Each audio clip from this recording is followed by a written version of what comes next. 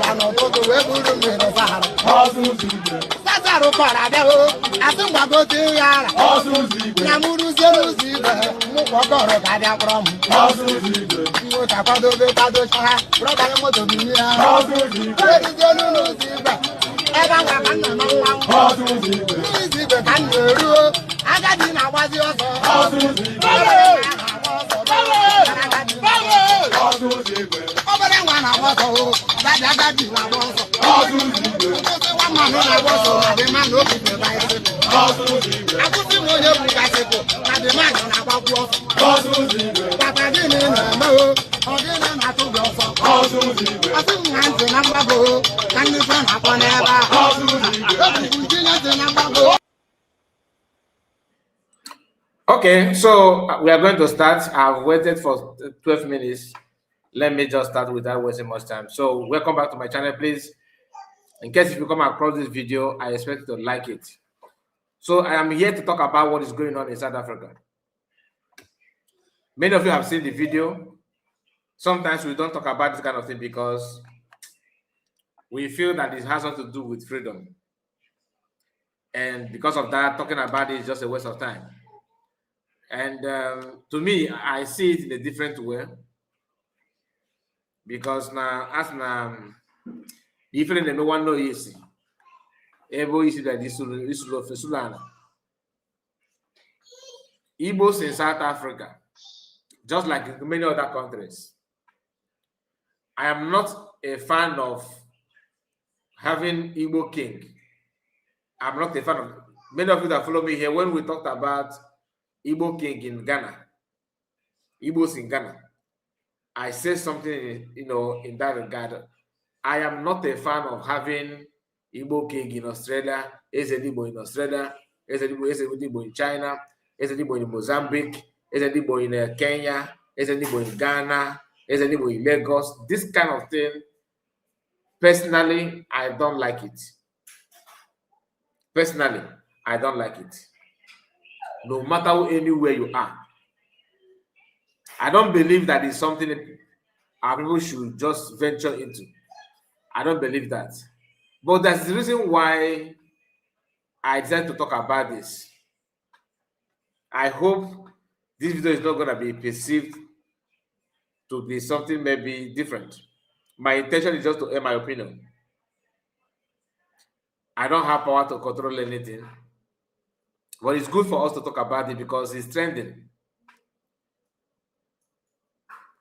People are behind the whole thing. Yes, South Africa have an issue with foreigners since day one. Since day one, not only Nigeria, let alone Igbo. But there's something about Igbo own, because it is clear there is another part of Nigerians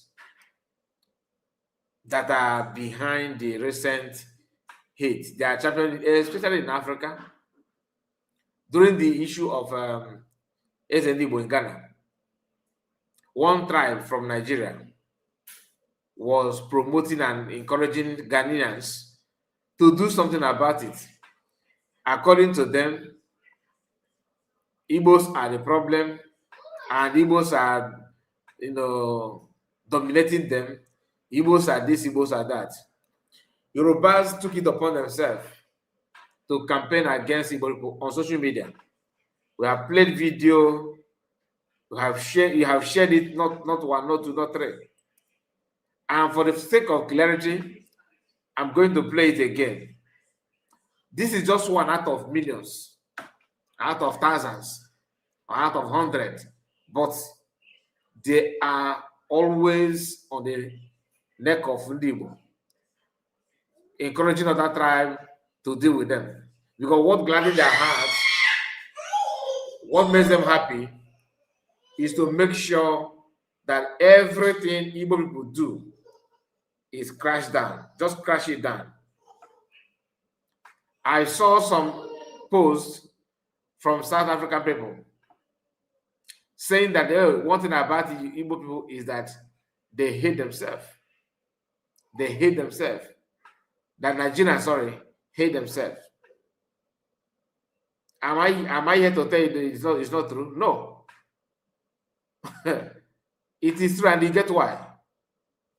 But South African people have this character in them against other foreigners, because it's not only Igbo people or Nigerians. No.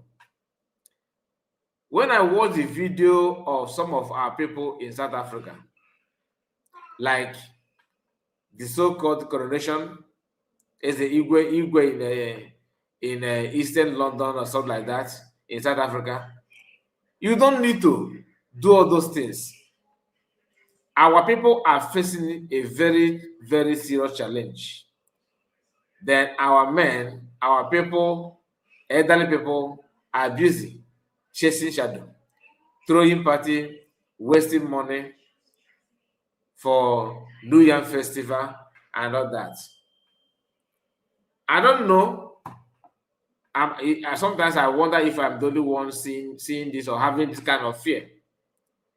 How can you feel comfortable celebrating, throwing this kind of money outside Igbo land in the name of coronation, knowing fully well that the tendency of that your land where you are farming the yam to just go is there, and you are not doing anything about it? All you want to do is just to buy traditional wear, isiago, red cap, bead, and what have you, dress up, order beer, order food, rent hall, decorate it, party oya, osetie. Your I don't want to say Nigerian counterpart, like Fulanis that lives in the same Nigeria, are abusing, doing everything day in, day out, sacrificing to take that your land from you. You are not, and it's not something that you are nigga bait that you are saying. He's playing before you can see it. You can see it. Yet you don't want to do anything about it. You get as a bill. You get as a bill. Now hear this. I played it before. They are aware of it. You see the reason why we don't want to vote for sorry to say, you won't believe. Start from the beginning. Through his ritual money, after gaining their heart, then now he went and bought 50 acres of land. What next? To flood the terrorists. Before you know, Ghana will start experiencing what Nigeria is experiencing today. Before you know, Ghanaians cannot walk in the night anymore. One sister said this thing just now. An Igbo guy go to Ghana, start videoing, making videos, claiming he is a content creator, start telling them that, oh, Ghana can walk in the night, oh, Ghana can, white people can walk in Ghana freely. Oh. He's trying to attract terrorists to Ghana. Before you know, the whole Igbo will flood Ghana and start doing all sorts of nonsense. They say they are Biafras, but when you catch them, that, oh, we are Nigerians, sir. You understand? You see how they are. Let me tell you how the Igbos operate so that you will know. An Igbo man will come to this platform right now or walk up to you face to face and tell you, oh, we are not aware that this man is claiming to be king in Ghana. Oh, we are not. He is a liar. The Igbos, they have groups. where they discuss everything they do. Do you know this thing that is going on in Ghana? Majority of the politicians in Nigeria are funding it. They are aware of it. Can you imagine? You see the reason why we don't want to vote for Hello, any sorry Igbo to man say, become our you president. won't believe that former governor of Imo State came to visit this man, Okosha. Okay, good. You see him? Former governor of the Hold state on. came to visit this man in Ghana. What Hold is on, their Josh. motive? Hold on, Josh. See, Ghanaians, there is no Igbo, big or small, that is different. They are all acting like, ships. Ships, when you are leading ships, they go to one direction. That's how the Igbos are. Both big and small. Both the ones abroad, they are sponsoring. If, like, there's one of my friends called Ikwere, I would like to bring him to this platform. You try to put him on big screen. He will show you a lot of things. Do you know that the Igbos went to import guns to bring to Nigeria to empower their terrorist group? You see the reason why they don't like Buhari, because Buhari dealt with them badly. He dealt with them, the terrorist group. They are in Igbo land. There are some communities in Igbo land that you cannot go to. They have unalived so many people in that community. That's why you see them running to Ghana. This thing Ghanaians are doing is paining me. It's making me angry. That's why you see South Africa. I love South Africa people so much. Ghanaians are coming online to talk about this for what? He loves South African people so much. When you listen to this kind of message, the guy is not only spreading fake information, he's preaching hate. And why he loves South Africa? Because South Africa always go after Igbo people who are the instigators. They will not talk about what they're facing in their land in the hands of Fulani. Are you getting it now? That is why I don't know if you talk about that, but you see, when you don't know where your problem is coming from, you wouldn't know how to solve it. So let's quickly go to the video that we have now. All right.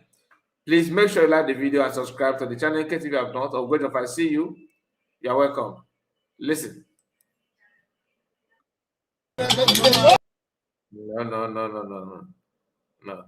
Okay, I have not even shared it. Okay, let me allow it to be playing while sharing it. Just a moment. They will take action straight. You understand? Why come online to discuss what we do? Take action straight. Why should they allow such thing to happen in your country? For what reason? Somebody who is not indigenous of your country, you are not from a royal family in Nigeria. Your father is not a king. And he allowed Fulani to take Kwara State from him. Do you understand? And still gonna take more. This is the issue. This is a very big problem.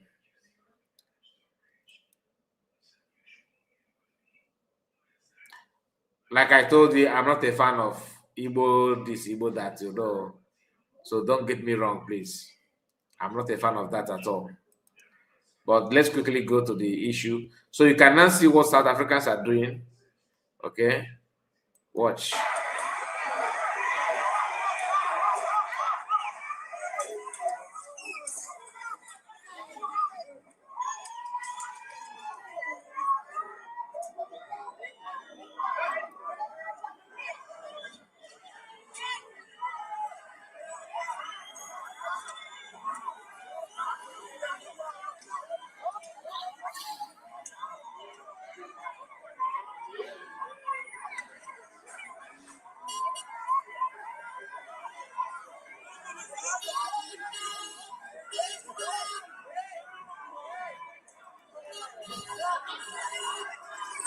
I don't know much about South African people.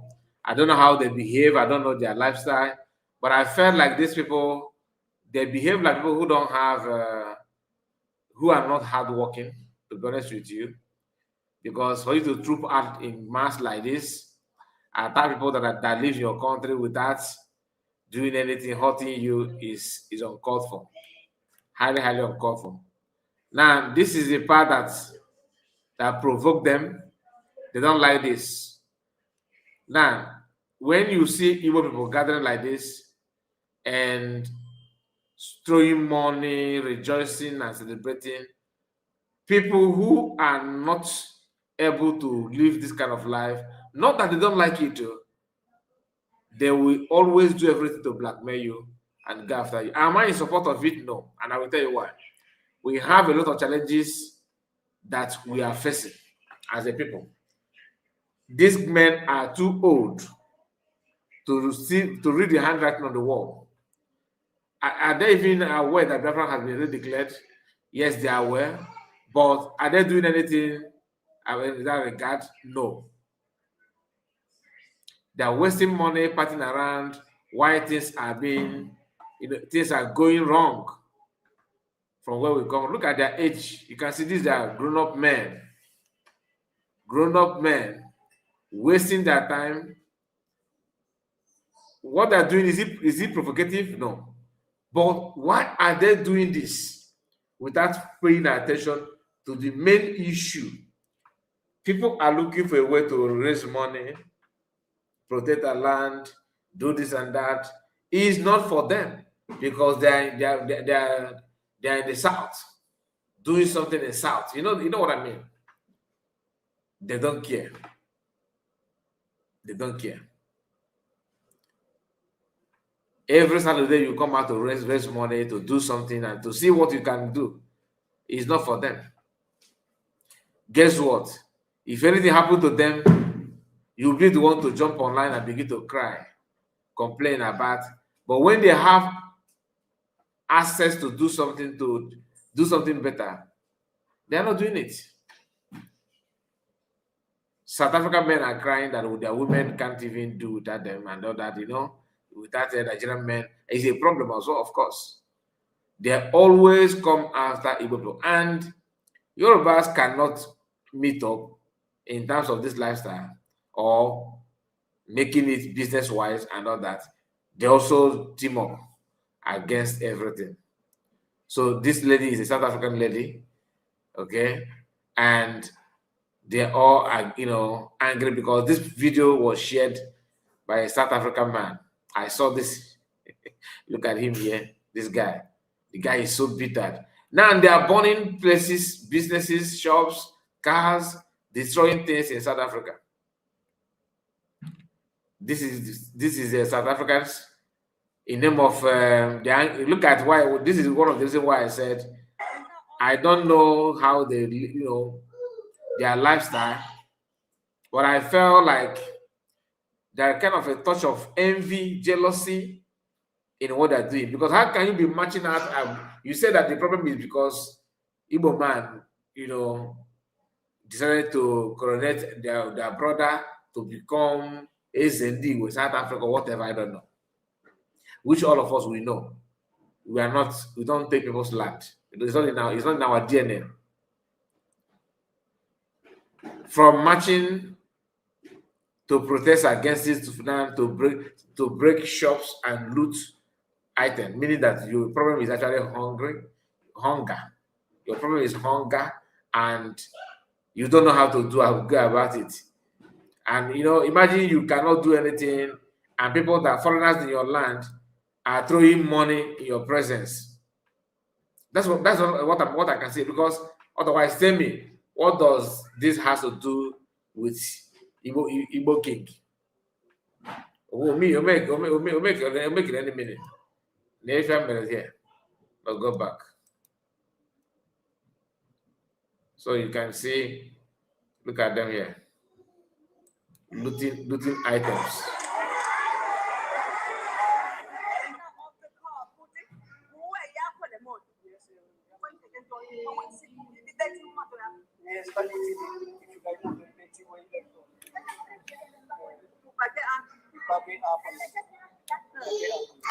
He said, I thought they were marching.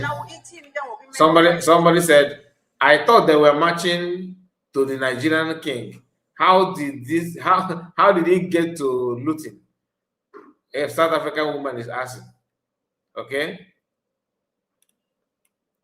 Here is one of the videos of Igbo people, the activities, what they did in South Africa, that these guys considers as an offense. How can I be struggling in life and you guys are here in my land throwing money, taking our women and all that? According to them, that's what they allege, that Igbos are, doing all this and doing that. How are they making their money? That kind of thing.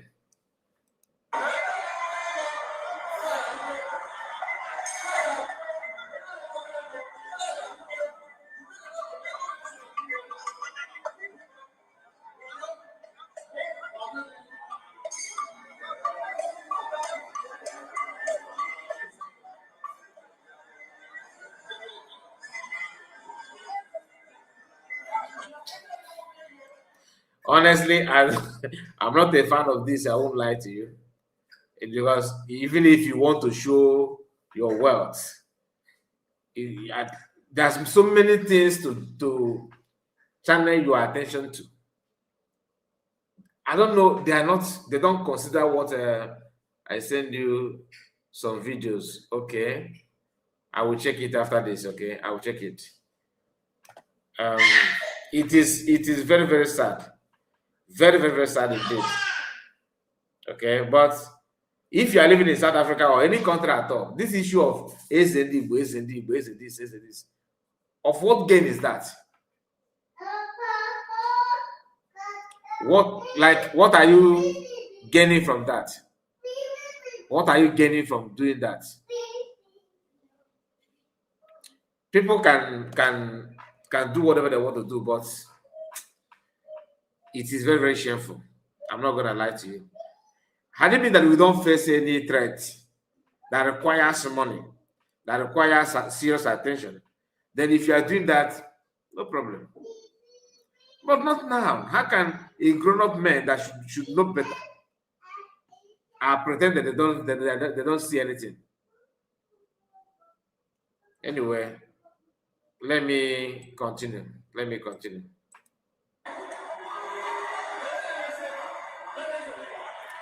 move away from this. You can see? Now this is the king, the man himself. You want to protest now to go and steal people's goods. Carry checkers and big and pay everywhere. Stealing food because that's their plan. Because anytime you protest, you want to rob many shops. Please do not allow Yorubas to destroy South Africa the way they want to destroy Ghana.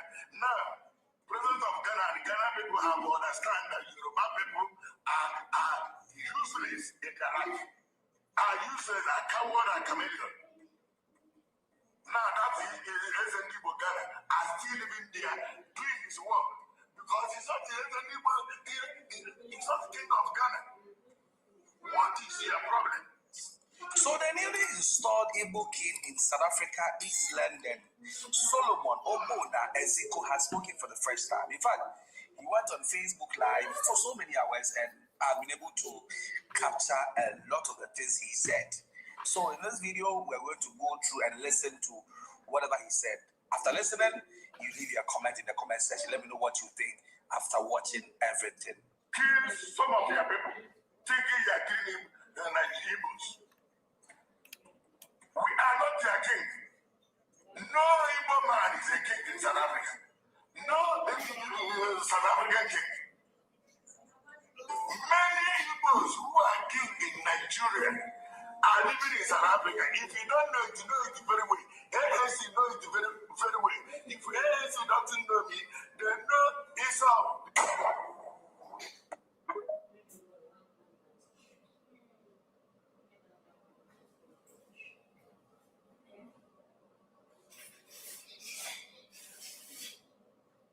Anyway, like I said initially, I disagree 100%. I don't. If you are king, let's assume you are Igwe. Let's assume Igwe de Alochukwu.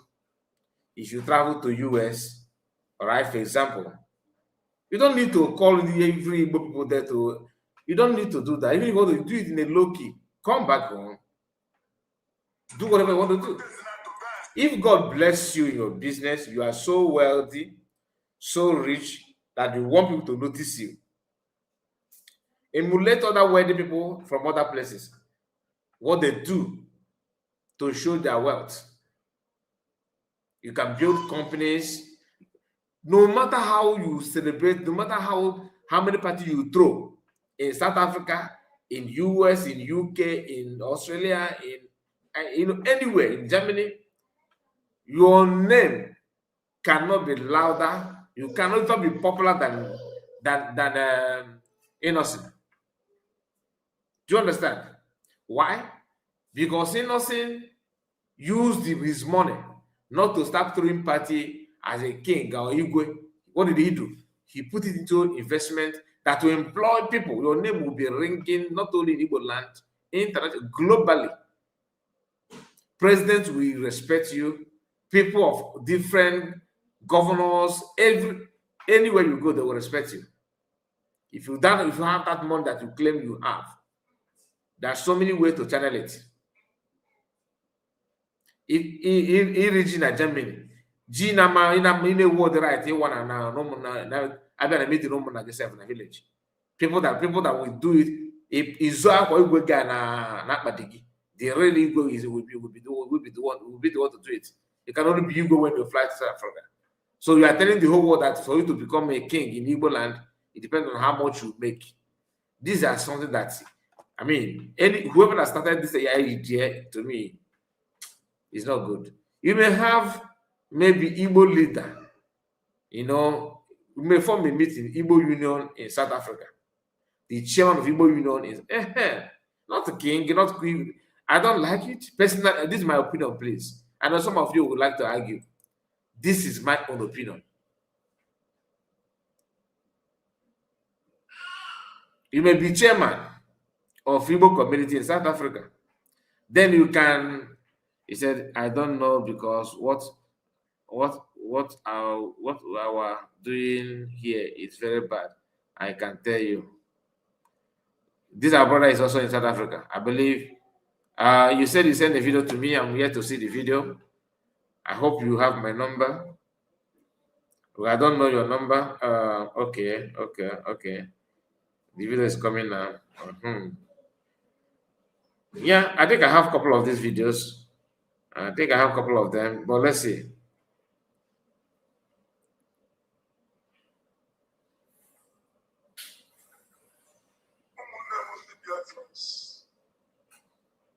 Okay, later I'm gonna play this if that permits us, or maybe on next, if I will play it to be sure what the audio is all about. Okay.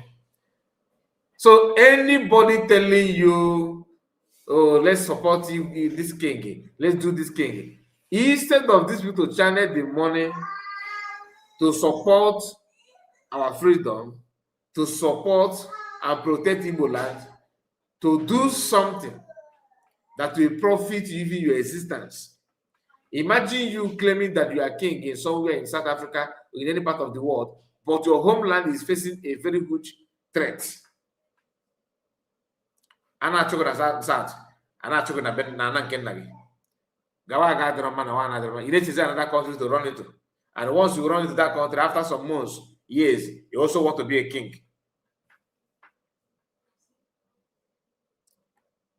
I've seen some, carnival in Germany and all that. Black people are not like that. There are this kind of envy. If you do that, maybe in Europe, because they have that template, so they may not even fight you directly, but somehow there's some sort of consequences that may follow that if you don't take care.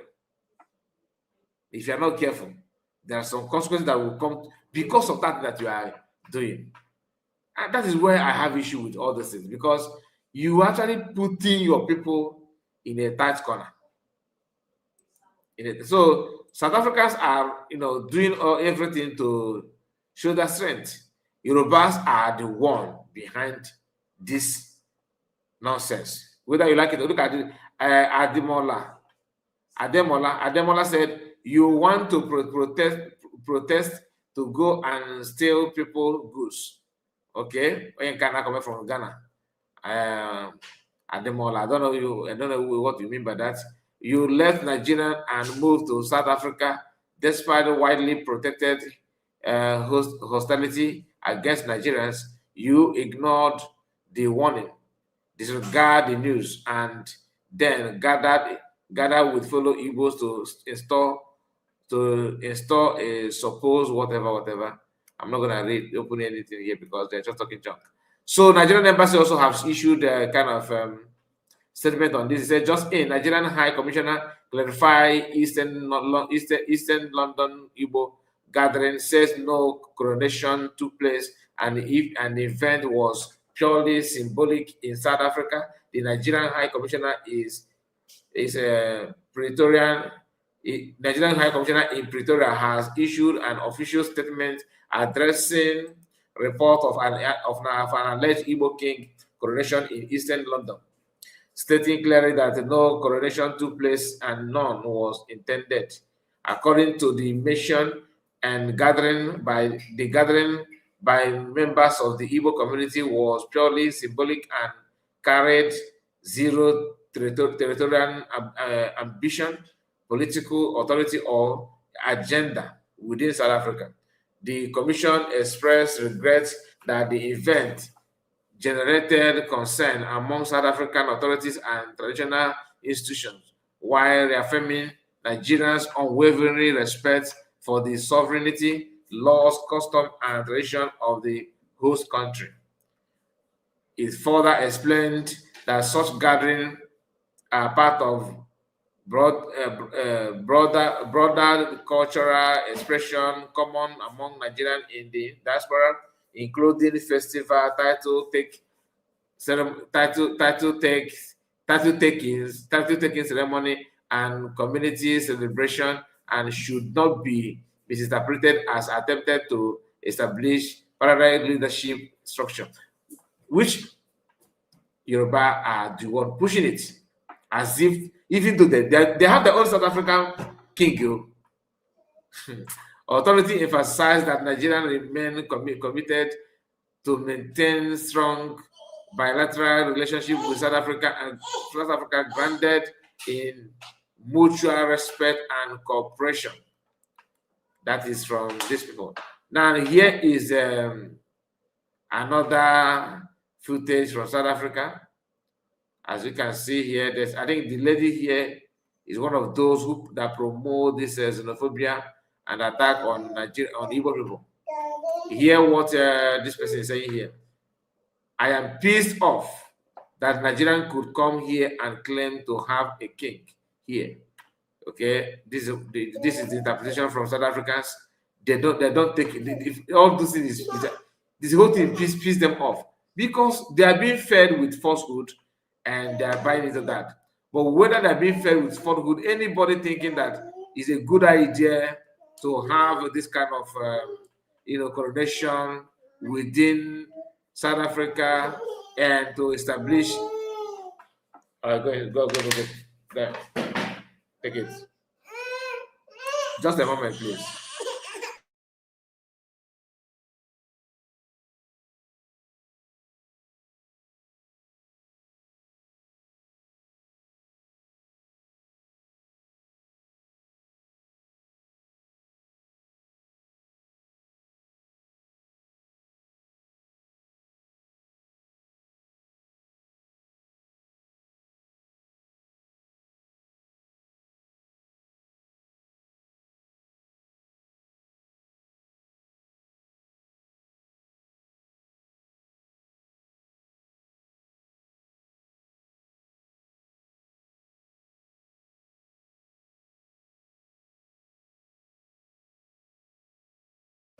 All right, sorry about that.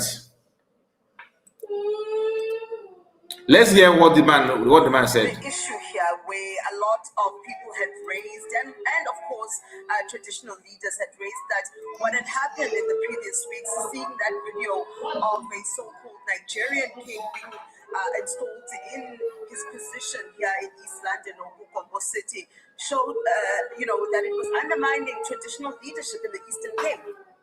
Indeed, and greetings to everyone. We are really pissed off with the circumstances of the past weeks. We really feel undermined because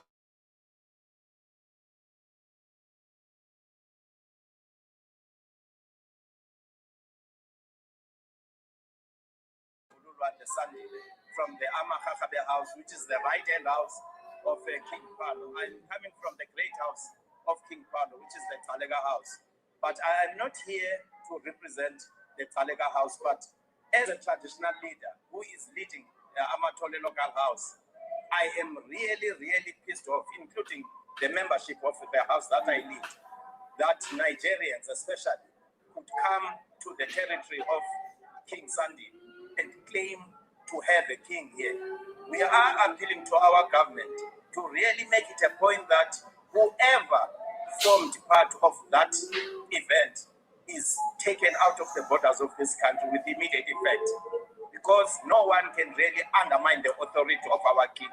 Also, we are aware that most of the foreigners are involved in drugs. We want our law enforcement authorities to make it a point that they check whoever is here, especially the foreigners, whether they are on drugs and those who are trading illegally, including those who are running spaza shops, whether their spaza shops are legal or not. If our government can really take us serious. Now, this is what this kind of claim to I want to be king will cost. And we all know that the business is individual. People are running their business based on their own effort with their own money. But because of you want to be king, this may trigger something else.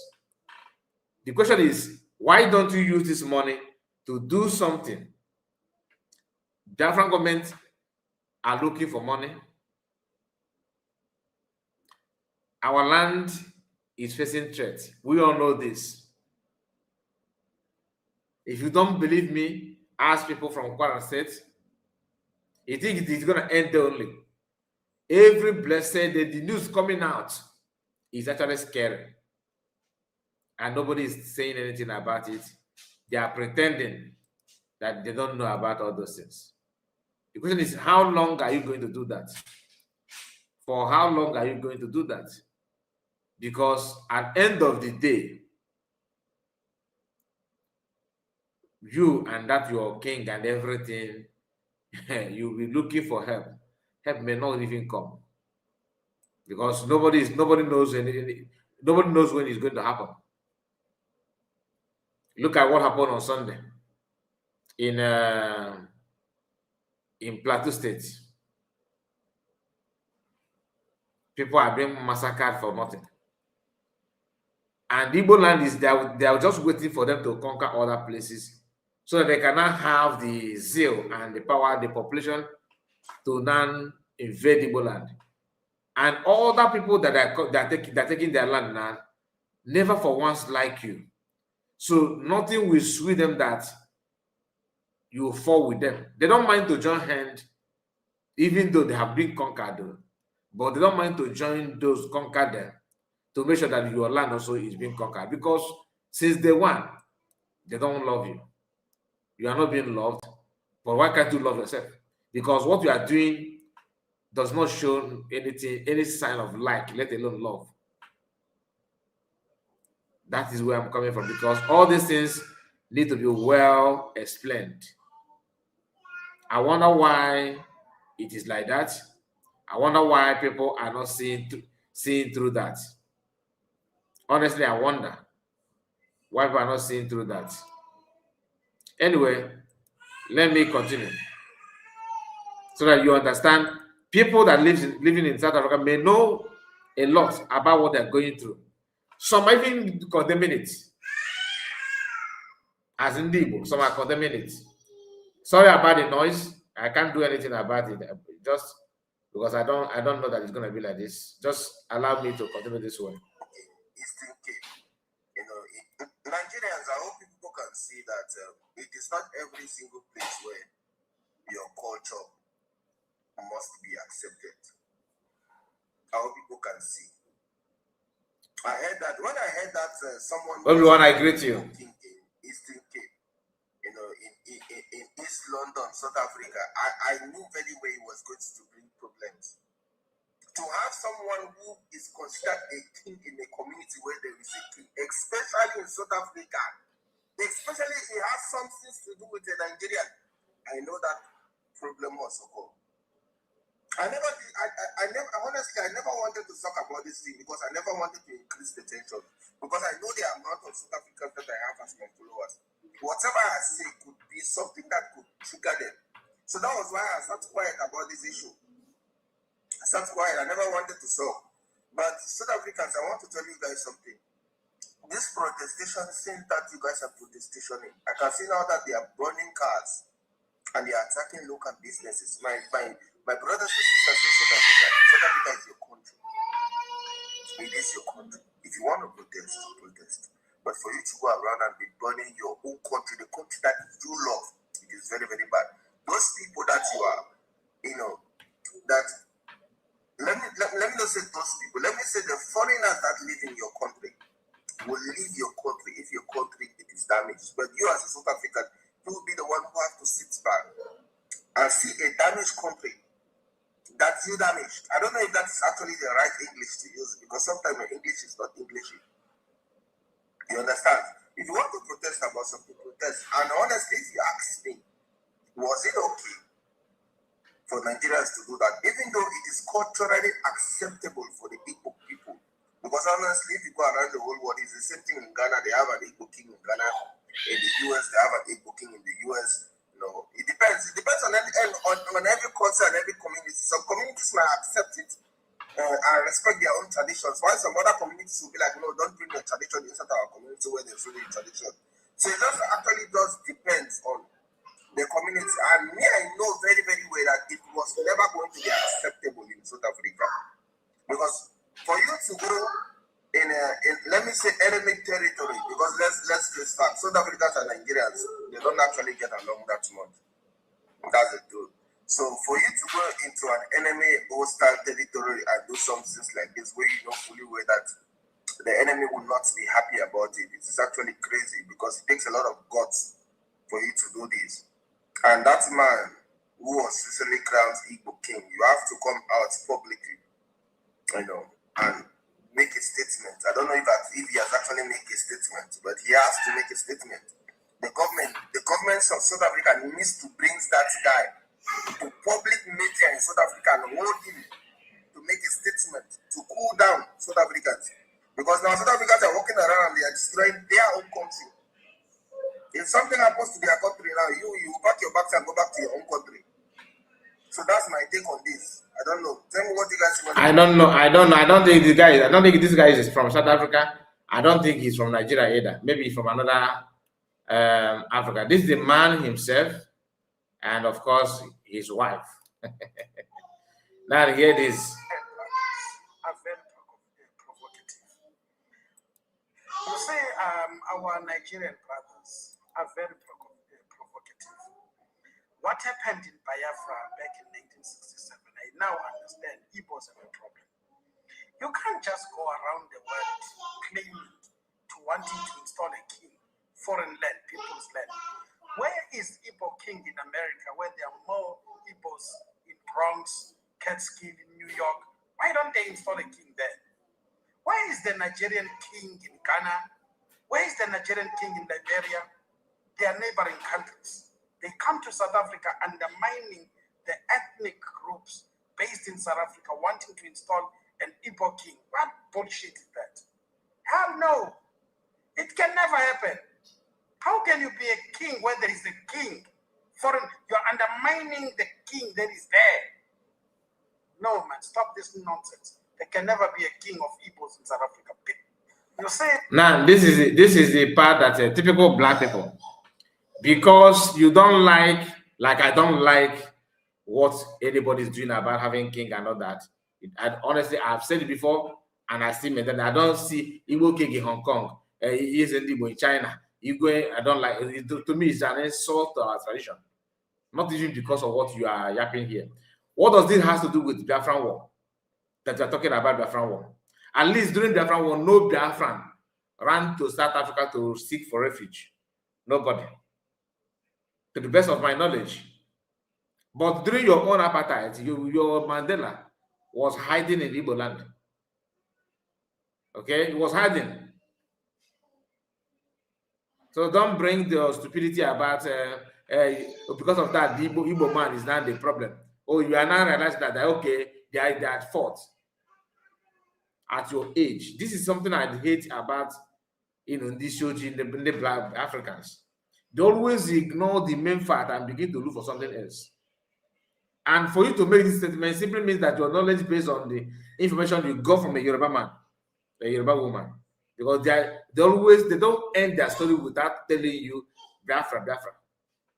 That thing that Biafran fought is what is taking people's life in Nigeria as of now. Your South Africa is not just South Africa without the help of Nigerians or help of people, other African countries. Did you people learn from that? No. Anyway, I was even thinking that I blame. I always feel bad when I hear white South Africans saying they want their own independence. Now I understand. Maybe they're also right to do apartheid. Maybe, if you can judge it that way. Like I said, I don't like that behavior, and some more. Like this, I don't know if this video is AI or real. This one actually, shocked me. Hear what this person said here. What needs to happen to East London is all that land must be managed by us Nigerians. Hold on. Let me go back. I don't know how to get it for you to hear what this man said here. What needs to happen to East London is all that land must be managed by us Nigerians, the rightful owners of Eastern Cape. We need to bring more Nigerians to come live here, like over hundreds of thousands people. This will be the way Africa unites. If truly somebody said this one, and this guy, it sounds like AI, I don't believe that any man will open his mouth and say this kind of, will be this nonsense. I'm trying to see if truly somebody said something like this, and you want to invite more Igbo man to come and live there. East London is all that land must be managed by us Nigerians, the rightful owners of Eastern Cape. We need to bring more Nigerians to come live here, like over hundreds of thousands people. This will be the way Africa unites. I don't think this is real. I'm not gonna lie. What needs to happen to East London is all that land must be managed by us Nigerians. Is AI. No Igbo man will say this. No Igbo man. This one is AI, my people. It's AI. Guess who designed it? Of course, a Yoruba man. Who again? It's of course a Yoruba man. Because they always want to prove that they are right. Look at, okay, see the person. Where's the video? Okay, this one. See the person that shared is a South African guy who is busy. If you're a very young guy, but his own bitterness, he's not like Red or Mokra at his age. People that know nothing. That does not mean that I'm justifying what Igbo people are doing, No. Like claiming that they want to be, even though the Igbo king is just for formality, I don't want it. Stop insulting our people. It's better you have chairman of Igbo community, something like that. Not king. Yes, Igbo. No. Anyway, he said, disrespect to our government, arrogant to South African citizens, vulnerable, entertainment, drug dealers, lovers, scammers, money laundering. Oh my goodness, what a joke.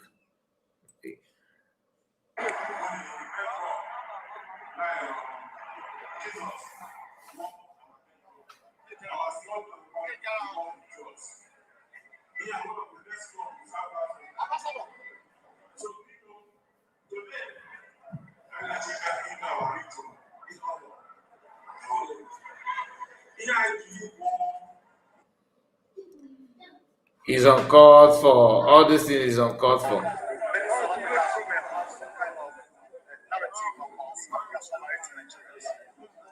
What I can tell them is that they must take them as all other men when they meet a Nigerian. There is nothing, they must be strong and fight. There will be battles that they must be strong. Oh, the man actually married a South African woman. Oh, the wife is from South Africa. I can see her accent. A strong message from an Igbo queen in Eastern Cape. Is that the number? The SAPS, the South African Police Service. You are not fulfilling your constitutional obligation. Oh my goodness. No video. Sorry about that. I'm just noticing that now. There is this case of some Ugandans that has been said to have scammed about 35 women in South Africa. Now, what they do is they take them somewhere to a Sangoma. They tell them that they want to introduce them to their ancestors. They get the women to fall in love with them. Then they take them to their Sangoma and tell them that they want to introduce them to their ancestors. And then they will burn some incense, demand that they need a huge sum of money, and then get these women to go and collect loan. Now, a lady collected a loan of 100,000 rands, and immediately she collected it, gave it to a Uganda boyfriend. The guy fled and started blowing the money on his girlfriend and sent the photos to the South African citizens that he scammed. As if that was not enough, another Uganda did the same thing with a single South African mother that is looking for love. Took advantage of their vulnerability, deceived them, did the same thing, took this lady to her ancestors. I don't know what they did to her. They made her to resign from her position. She collected a pension of 850,000 rands. And this guy disappeared with that money. And today, that lady is unemployed and suffering with her children. Now, crime don't know any tribe, my people. Crime doesn't know any tribe whatsoever. But people we act as if their own holiness surpass every other person. For the Igbos abroad, this event showcases their cultural heritage and a sense of connection to their roots. We are now in East London for the coronation of Igbo, the Igbo of East London. In our custodian, East London needs a leader, and that is what we came here for the inauguration of that. My name is Chief Michael Bilimbo, all the way from Johannesburg down to East London for this inauguration. This Igbo title welcomes dignitaries from across the southeastern extraction of the Federal Republic of Nigeria to East London. The presence of these dignitaries illuminate the atmosphere of the event prior to the eve of the ceremony. I'm Chief Alex Ogulechuku and I as of Igbo One, Deputy Pieces, South African branch. We are here to witness the traditional coronation of one of our members, Igbo Obedike. So we are here with Johannes and Igbo in general. Chief Solomon Obonna Eziko has been involved in various philanthropic activities, supporting the less privileged and promoting peace and unity among the Nigerian community in East London. All right, so I was told that this video is what triggered many South Africans. Okay, that they started, asking themselves what is going on, that kind of thing. I think the main problem is the interpretation, how they perceive the whole thing. I don't know. East London is our land now. We are here to permanently live here with our wives. Another AI. Under the leadership of our Igbo. We want to get more land in South Africa and bring our brothers to join us. And South Africa, I don't know, maybe they don't know about AI. Maybe they don't know about AI. This kind of video called them so much. Even me watching it. If imagine you come to my land, you will like Igbo land now, and you are from other tribe, and you say this kind of thing. And now we are here to permanently live here with our wives under the leadership of our Igbo. We want to get more land. People very, very wicked. East London is our land now. We are here to permanently live here with our wives under the leadership of our Igbo. We want to get more land in South Africa and bring our brothers to join us. Some South Africans actually believe this. It's our land now. We are here to permanently live here with our wives under the leadership of our Igbo. We want to get more land in South Africa and bring our brothers to join us. Oh my goodness. It's very, very, very, very, very funny. East London is our land now. We want to permanently live here.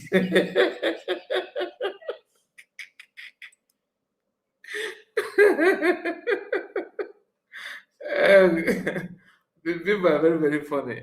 John Okenwa, are you in South? John Okenwa, are you in South? Yes, brother, I'm in South Africa. Okay. So unu chọrọ iwetekwu more land wee kpọbata nwa ndị Yoruba na ndị mmadụ n'imi. Chineke mere ndị all right. Okay, you want to say something, or should I just continue? No, I wanted to say something because things are happening, and these things on a Loud and clear, I'm not even go for man. Okay, things name like this. I am yes, because the Yoruba na sometimes they put the hand because a lot of things are going to South Africa here, and obido kwa ha n'ime ndị Yoruba nọ ndị Igbo, and then achụwa ndị bịara abịa ndị obodo amaghị onye bụ onye Igbo na onye bụ onye Hausa na onye bụ onye Yoruba. As long as ndị Igbo bịara abịa Igbo bịara abịa. O webugo mgbe ndị taxi driver weburu problem here with ndị na-ele ọgwụ n'obodo a.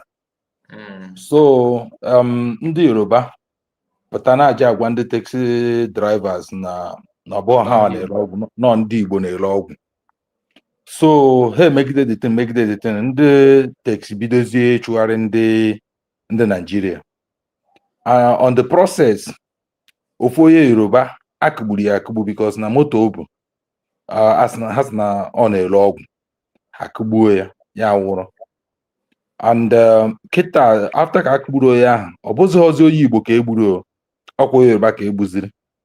Mana ọkwa ndị Yoruba bi ejekwara ebe a je na-akọ akụkọ aha na ndị Igbo nọ ndị Igbo onye ndị obodo amaghị ya azụ Igbo. And ịbịakwa nekwa anya na this country anyị nọ n'ime ya, o nwere mgbe ndị Yoruba na-abụ ha pụọ ha eje na-ewere credit card ndị obodo.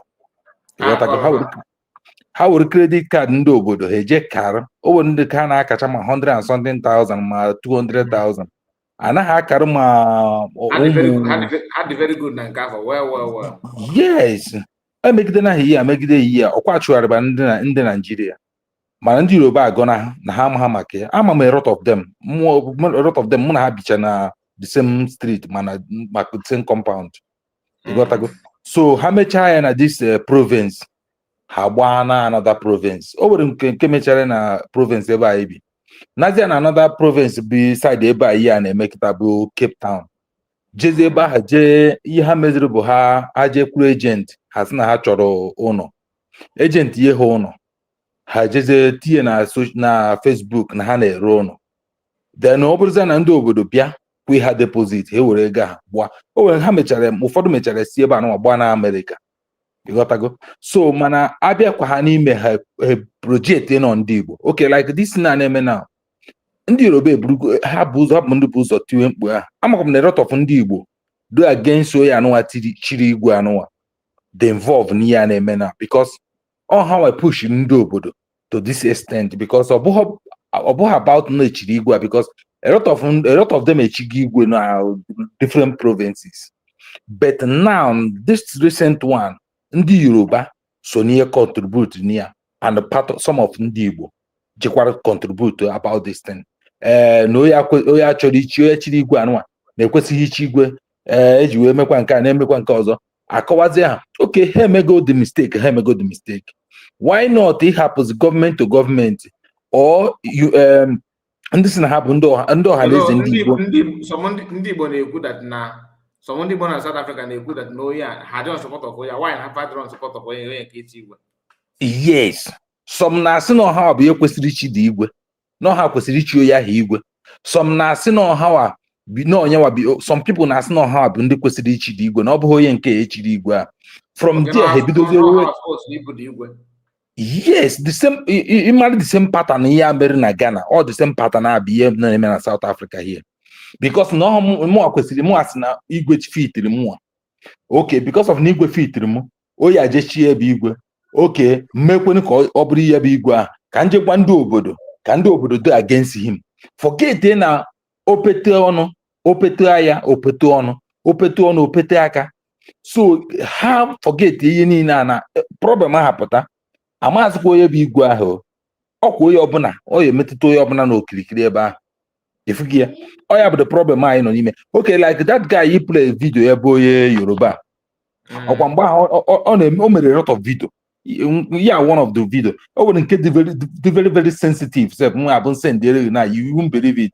Ọ nọ ebe a na-ekwu okwu na-asị na onye ọbụla meriri short na akpa ya na mgbe ka esi gbuo ya na nkewa ya eme nke ọzọ. O nweghị ihe okwu fọhụ n'ọnụ na that video.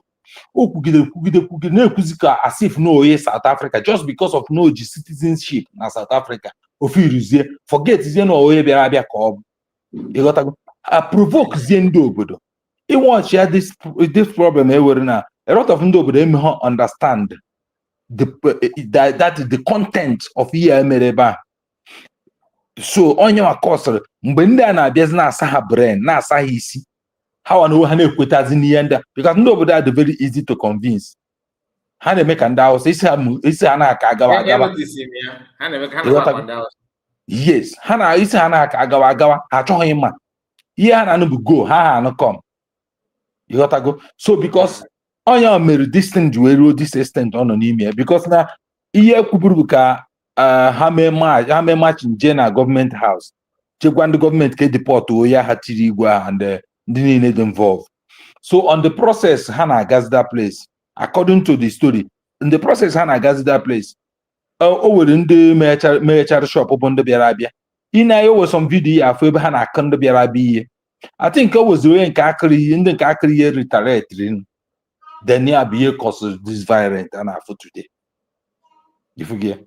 So man ị na-ekwu all those things people anaghị ma obere ọkụ ọ na-ewu like this ọnụ ka mgbe our leader Maazị Nnamdi Kanu na-agwa ha na unu ha asidiri ndị Hausa na asidiri ndị Fulani na very soon na etake unu around ha firo na ihe a na-ekwu egwuregwu efugie and kịta akwa ha si ebe akwa ndị ugwu na-ebe ha na-ebe because ha na-egbu ndị mmadụ na be ha ka esi egbukwa ndị ugwu because ndị ha na-arụkarị m ndị Yoruba bụ sabotua ha yi anọ bụ even nke gị na onye Yoruba nwere ike ịnọrọ hie na like n'ebe anyị nọ na ọ nọkọta onye Yoruba pụta ha n'ọsụ ọmụ Igbo ọ pụọ ebe a ọ pụọ n'azụ o nwere ike sef nwaanyị na-anụ anụ n'obodo a onye Yoruba pụta n'obodo a kịta ọ pụta ọsịghị na oje na-agwa nwaanyị na-anụ na tribe ndị Igbo abụghị ezigbo tribe mmadụ ejego onye Yoruba ejego gwuo nwunye m na tribe nke m abụghị ezigbo tribe ka ọ bụ ihe na o kwesịrị gwa ya o ji wee nụọ m because m na-anụ onye obodo a.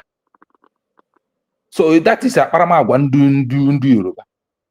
So onye akọsachara those problem ị na-afụ na social media. This is na-agagịta na this East London na ebe ha na-eme na ndị other part ha na-arị achịkwa ndị banyekwa na those places.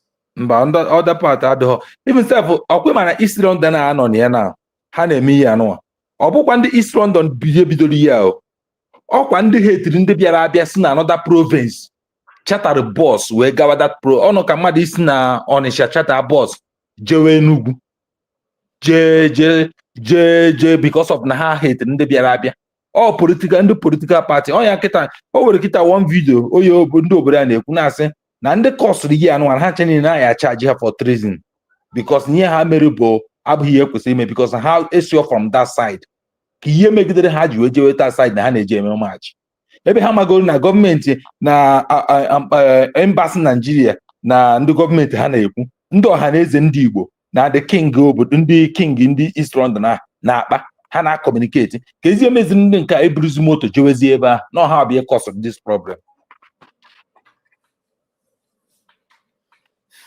But ọ dịghị ka ọ dị wise ị na-install ime eze ndị Igbo na igwe ndị Igbo na different places like not only in South Africa. That na onweghị because onweghị ha ji emepụta nke chiri echi sef owebeghị ihe ha ji ewe mepụta sọsọ ebe ihe afọ ha nọ bụ ebe mmadụ na-eme ihe ha na-eti ha afọ na-awụ ego but ị na-echi eze ndị Igbo iji ha akpọkọta ndị mmadụ ọnụ eze ndị Igbo a na-emegodo meeting ndị ọha na eze like nkịta na province ebe nọ abụ m PRO ọha na eze ndị Igbo igwe nke onye pụrụ echiri igwe na province ebe nọ na ọnọkọtaba bịa meeting ndị ọhaneze a na-eme by force ịbịa meeting once in a while o rike sef na-eyi esef ọtọ ọkpa ebe a ka ezi isi igwe ahụ ichiri eche m na igwe bụ ichi igwe na-akpọkọta ndị kọmuniti na-adịghị ọdịna owe ego unu na-atụkọ na-enye onye chiri echi na any province like na igwe owifon ka again onye ndị igwe na-again apart from ịsa afa na bụ igwe gen ha na ihe a na-egen gba n'ebe a bụrụ ike otu a na-abụ ka m wee na o were chọrọ ichi echichi sonwe okooko echichi ha na-ada echiwe aye ha ego ọ na were onye na-eme ihe na like na m chọrọ ime na na-eme pati na birthday party or whatever mee ha invite ha bịa ebe anụwa enye m ha ọnọ like ihe a na igwe nọ hie awee eye ọkụkọ mee nke a mee nke ọzọ ọichi ime ha invite iwerukwa ụmụ ihe a eji eme invite ọ gwụchakwa na onweghị any other thing ọkụkọ a gara akwụ ọnụ mana ịmara na ha na-efe iri nọ ihe omenala ọ like ote a ya bụ kịta abịa na be asị na igwe bịara be kpọrọkwa ndị otie abịa na-eti mkpu a na-eme ya ewetara a na-achọrọ igwe ọjị efuge like nke anyị jere one program anyị emere last year as no Igbo Fest aha mean ma ndị ọhaneze ndị Igbo ma ndị nọ n'ọhaneze ma ndị anọghị n'ọhaneze ha chọrọ ka ama na ya unite ndị Igbo niile nọ na South Africa anyị ji eme na Johannesburg so mgbe anyị rukwara ebe aha igwe Captain Park igwe nke ọzọ igwe ihe nche niile igwe niile ha nche niile ma nke ndị si Imo steeti ma nke ndị si Anambra ma ọgwụgwọ igwe kpokọtakwa ihe niile ọnụ ka ọ bụrụkwa nnọọ na-akwere igwe na igwe wee oche nke ebe a igwe wee oche onweghị reasonable thing ihe a onweghị anything mana ndị ọzọ nọ na ndị Igbo ndị ọzọ nọ na South Africa fa na-ekwe experience maka ife ndị Yoruba ha nwekwa idea ife the agenda ndị Yoruba because ndị godo na-efe punch newspaper deliver has na violence erupt in South Africa over Igbo traditional rulers coronation and this punch kurifa now you hardly see headline news of ife na-eme na Kwara State or ife na-eme na akwa ndị Kwara State fa na-ezochi ọwụ na-egbu ndị beba focus na ndị Igbo so ị chọrọ ka emechie ebe ha si eri nri abịakwuo ihe na-eme na Naịjirịa emechie ebe ha si eri nri na so ihe mba ọkwa ifuru ihe a na-ekwu ọ bụkwa egwuregwu like ka m gbakwara another thing na-eme na like na ebe anyị nọ some ndị Uganda abụghị ndị Naịjirịa atọrọ na-eme abortion here ha jere ha mewe were ofuru ma na-eme abortion okay ha na-esipụ nwa yes eweniwe ha na-esipụ nwa so ha na-esipụ nwa aha ha so ya ha na-esipụ nwa nọọ ndị Naịjirịa ka ha bụ den naanụ onye aha eburu n'obi na onye Naịjirịa na-eme ya wetata ama ha na ọ bụghị onye Naịjirịa ụfọdụ n'ime ha pụtakwa ha na-asị na ha pụta ejesi na ha na like ụmụ ihe ọjọọ dị iche iche ha mechi ihe ụmụ ọjọọ achọghị m ịkpọwazi afa ya imechi ụmụ ihe ọjọọ dị iche iche ha sị na ha bụ ndị Naịjirịa onye Ghana ya emecha nke ọsụ ya bụ onye Naịjirịa onye Zimbabwe eme nke ọsụ ya bụ onye Naịjirịa onye mara ume ya ọsụ because ndị obodo amaghị onye bụ onye Naịjirịa ndị obodo a na-ajụfa ha weta paspọtụ mba na mgbe onye eji chọpụtaza na onye ha abụghị onye bịara abịa na abụghị onye Naịjirịa bụ mgbe ndị eke dị involve because ndị eke ya asị na weta paspọtụ because otu ihe n'obodo anyị nọ ordinary person na-eweghe right isi weta paspọtụ onye eke nwere ike ịpụtasị weta akwụkwọ so mgbe o weta onye nke ejidere si ya bụ onye Naịjirịa kidnapụrụ mmadụ wude mmadụ na-ana ego mgbe ọ na-anazi ego ahụ awerezie eke tres ebe ahụ nọ chọtazie ya ebe ahụ nọ mgbe na-ereziri akwụkwọ bụ na ọhụ onye Naịjirịa ka ọ bụ na onye Tanzania ka ọ bụ ifugie so ọ because of na ndị baya ewego ajụ afa n'obodo a ma ihe niile ha na-eme ma ihe gbasara ahịa ha na-azụ so ihe abịago onye anyị ajụ afa na ajụ afa ahụ ma nke ndị Yoruba na-eme ihe niile eyechago ajụ afa so ihe ọbụla onye ọbụla kwụ ha na okwu sị na asị ha na ihe mere n'onye Naịjirịa ha ekweta ịma na o were ebe ya bụ ije n'obodo a kịta like n'okirikiri ebe m bi sef mepegoro ahịa sef ikpe onye obodo a kịta oku ọ sịghị mba gị hapụkwa ya na ya bụ naanị na unu eburu mmadụ naanị na unu egbu mmadụ naanị na unu eme ịghọtago bikos na ihe tigoro ha n'ime ihe tigoro ha n'isi. So those things are those things be butere all those hatred ị na-afụ na social media ị na-afụ ebe niile. I don't want ndị and man o were ndị like in 2008 na 2008 mgbe TB Joshua na-ewu that 2008 before then 2007 o were nwaanyị na-ego m ahịa so mbọsị m zizi m bịa na skuul ha ọnụ ha na mba onye si be anyị wee bịa mba onye Naijiria ya sị m na ya chọkwa m na shọt m abịakwa na saịdị ebe ọ nọ ndị ọzọ na-ego m ahịa ya jụọ adị surprise one day ya jekwute m sị m gịnị ego ole ka m na-ele ya mụ agwesa m na-ele maka oyeri ka m na-ele dada ọsị m ego ole mgbe ya goru m ya na-adịkwaza surprise then the next thing ọ na-obi ozi kpọazịa mkpọkọtawa m nso jụazịa m nke maka TB Joshua the next thing na-anụ bụ na ojego na Naijiria jeche Naijiria wee pụta ifugie mana that first time just because of nọ n'afa na mbụ onye Naijiria ọ dịka abụmoye ajụrụ ajụ nso. Yes. Mana South Africa, like if I na screen now, eziokwu na ndị Yoruba with their own king, like na ha with their own ọgbakọ.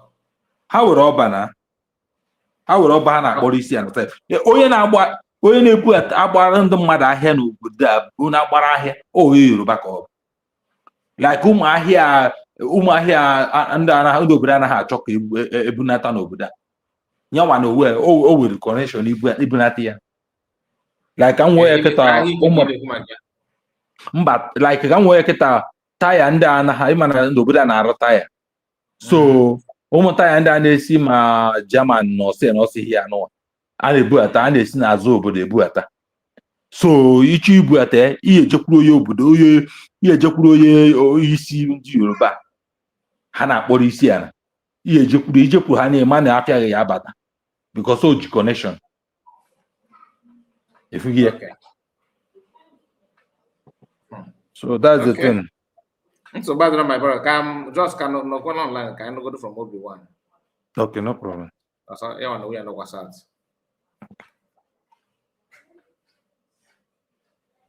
Obi-Wan, are you there? Hello, Mr. Kai. There. I greet you. More River Goddess can make it. River Goddess. Oh. Yeah, I think I saw she was in here. Anyway, I greet each and every one of you guys, the ones on the comment section and on the studio. Is that Ocean Master here or? No, he's Ocean Master. Ocean Master. Yeah, he's on Ocean Master. Yeah. Once I see that, I know that somebody is here.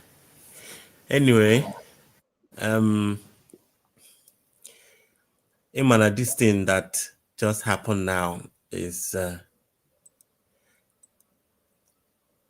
I over exaggerate here what it was supposed to be. It was somebody, the guy in question wanted to be king for a long time, but the king of a thing has got nothing to do with the state or to be in control of any land, because even Nigerian community here are not much actually, even though there are meetings, state meetings and stuff, but not just Igbo state meeting, which some of them are like 20 or 15, you know. So now the guy of Igbo of 18, it's not like as if na ndị Igbo by nine they play allegiance to on the mobile here they play allegiance to this Igwe, or that any South Africa will be actually be subjected to the guy. So when people come and sell some kind of a thing as if somebody is establishing kingdom here, on they just Buhari or somebody push this thing to where it wasn't supposed to be. Even Somalia and Indians can wear community, more community, even Indians than the police as well. Somalia were a very huge community that because all these things affecting those cars you see that was burnt. It was when they were coming up, Befana Amachi. So they were supposed to stop by the city hall. I was in that street watching them. So when they got to the city hall, they were there presenting their matters as people that are protesting and stuff. Meanwhile, some of them, because him and I actually below this thing, and when they prepare already for looting, Yeah. they only know about destruction because enwe system ndị ọcha dowe ndị ojii n'obodo a, system of just be working on a pay job and after work we open bottle store for you guys. So they enjoy alcohol, both young and small, and they steal a lot. Most of those guys you saw burning out of all those things or stoning, some of them they are staying in a zinc house. They call them a ta. They stay in a zinc house, like kind of a location kind of thing. Yeah. And most of them they are criminals. So they are just waiting for opportunity like this to do something, They showcase that skill. Yeah. So now when the system, the South African government and are run with Indioji, they don't have that mind of let me establish my own. Then as in the buy, because all these things we cause why they actually hate foreigners, because entirely South Africa as a whole hate foreigners. They like to blame whatever problems they have. When they can't solve it, that is the way they feel they can be free. Most of them. No matter anyhow, but again, I get a problem. That na you are kwere. Called foreigner mana or which I need how we keep. But I don't see how calling somebody a foreigner is it's just all English. Everybody were a foreigner, but they see you as a foreigner as a very big deal. So every little thing spark and they will react on it, So I'm telling you, like it was scary actually to actually see a fellow black person, like even when I was standing, I thought everybody was just.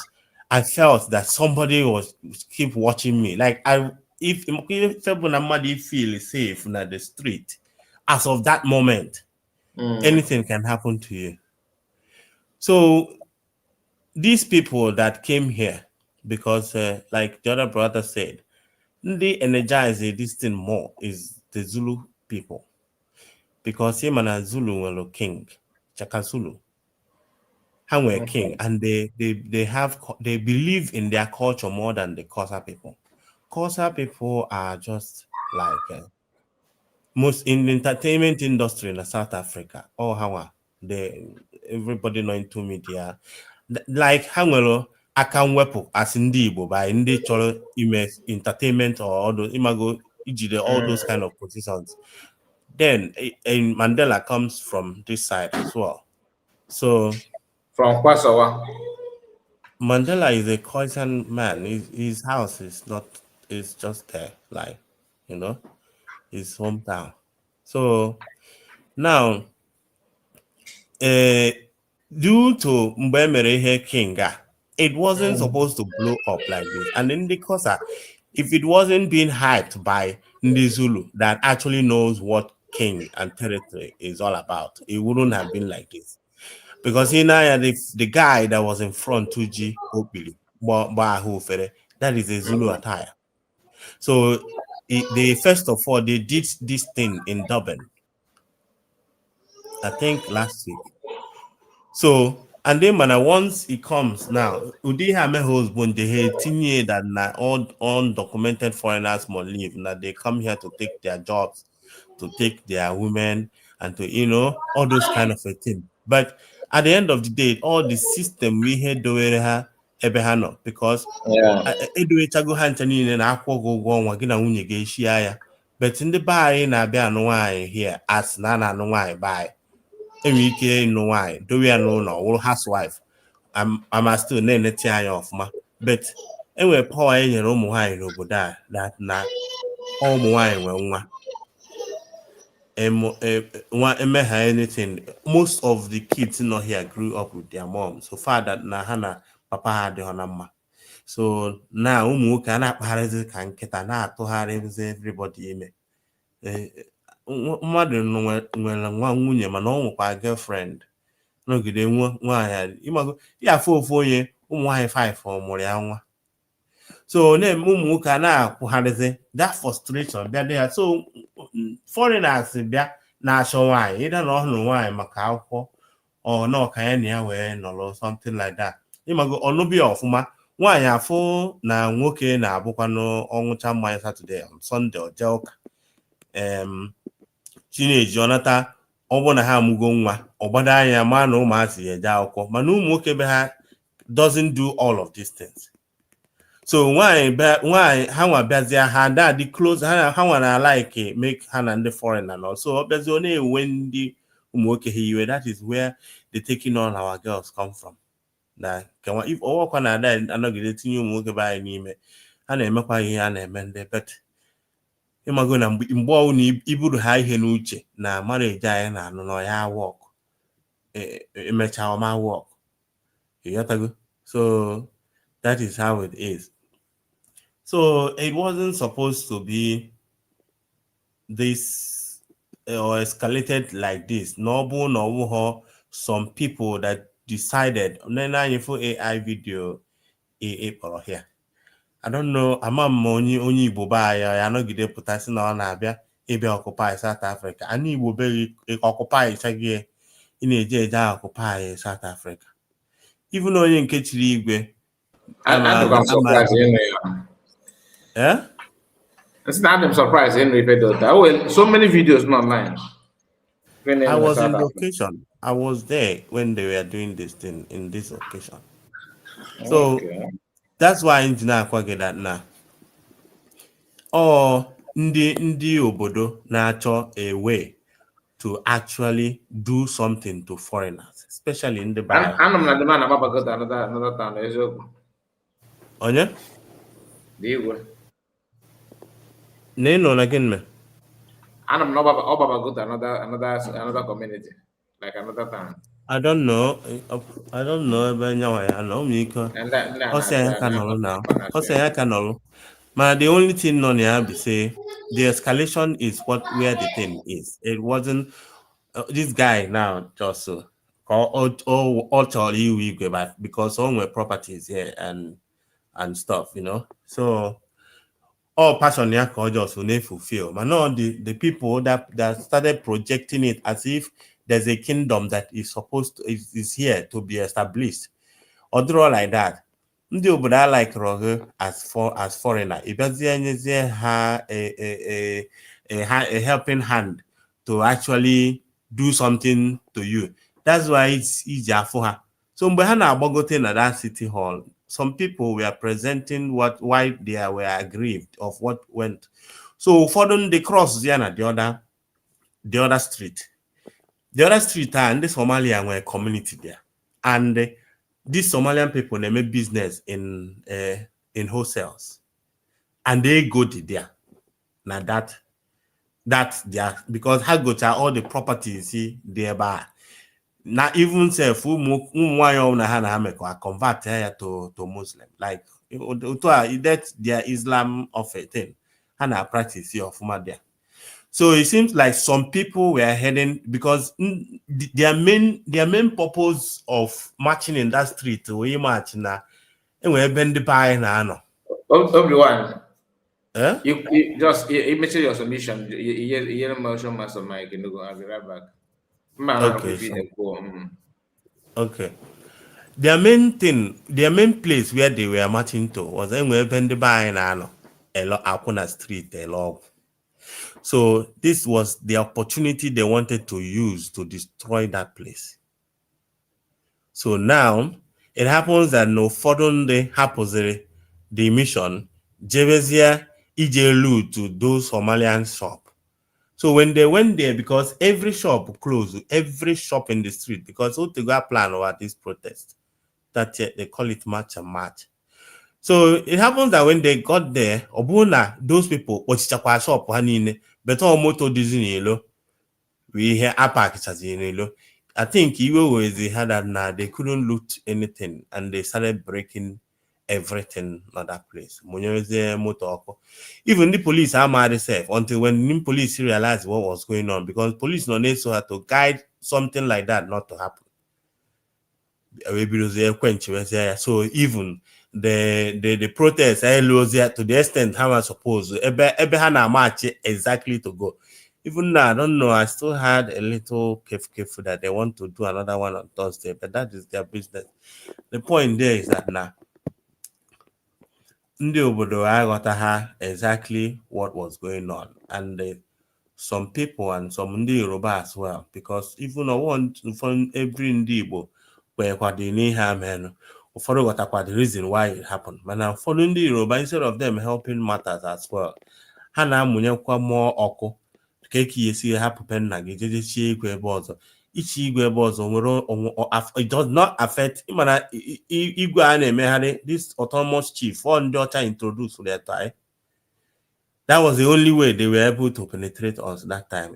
Email autonomous chief onye enweghị igwe royal descendant to nyawa ọnọgide ebe ọ nọ nwee ka o si akpata ego ofilie na n'ọkwa igwe iweta igwe side a ka o were ebe a na-manage. That is why you see them do it in Ghana. Anọgide onye nke eme onye nke asị onye eme why na ma ya eme a na-echigharị, but all of them ha na their village ekpufucha okpu kama ekpuru okpuru ede a ha ma aza igwe. Ị na-aza igwe ebe village unu nwere igwe, ebe town unu nwere igwe. So okay for those things mana ka anyị na-ayọ Chukwu. I wish that na ndị obodo anyị aghọta to actually love their their country anyway, but a lack of exposure na-eme ha they become so, especially ndị eje ha akwụkwọ n'ime. Most of them travel or they have met people from the outside, they can reason with you. But ebe ha si pụta foreigner ihe asịkwa, even somebody now suggest that the man make a statement. I don't think the wise he make a statement. Also, no make a statement until till tomorrow. So far, no foreigners. I am hokute. Yeah, so far, they go prepared. They are always waiting for. So far, no foreign. The other those are some of them are travel out from this East London to another place, or even in Joburg or Cape Town. Some of them they've never tried it. They're just here. So that their local thing. Ebe ha munye ha hokwa. Ha go egwu ha na go egwu freedom ha na kuma onwe ezikwe any other thing na akọ na ano. Ha ye ndị na-ezu ochi a na-ezu ochi, ndị ha chọọ ebe a ya akọwa na-akọwa ndị na-anya kịta. Let me tell you, ihe ndị a na-achọ emegide chụsịsịa all foreigners na South Africa. Ha na ndị ọcha ama ebinwu.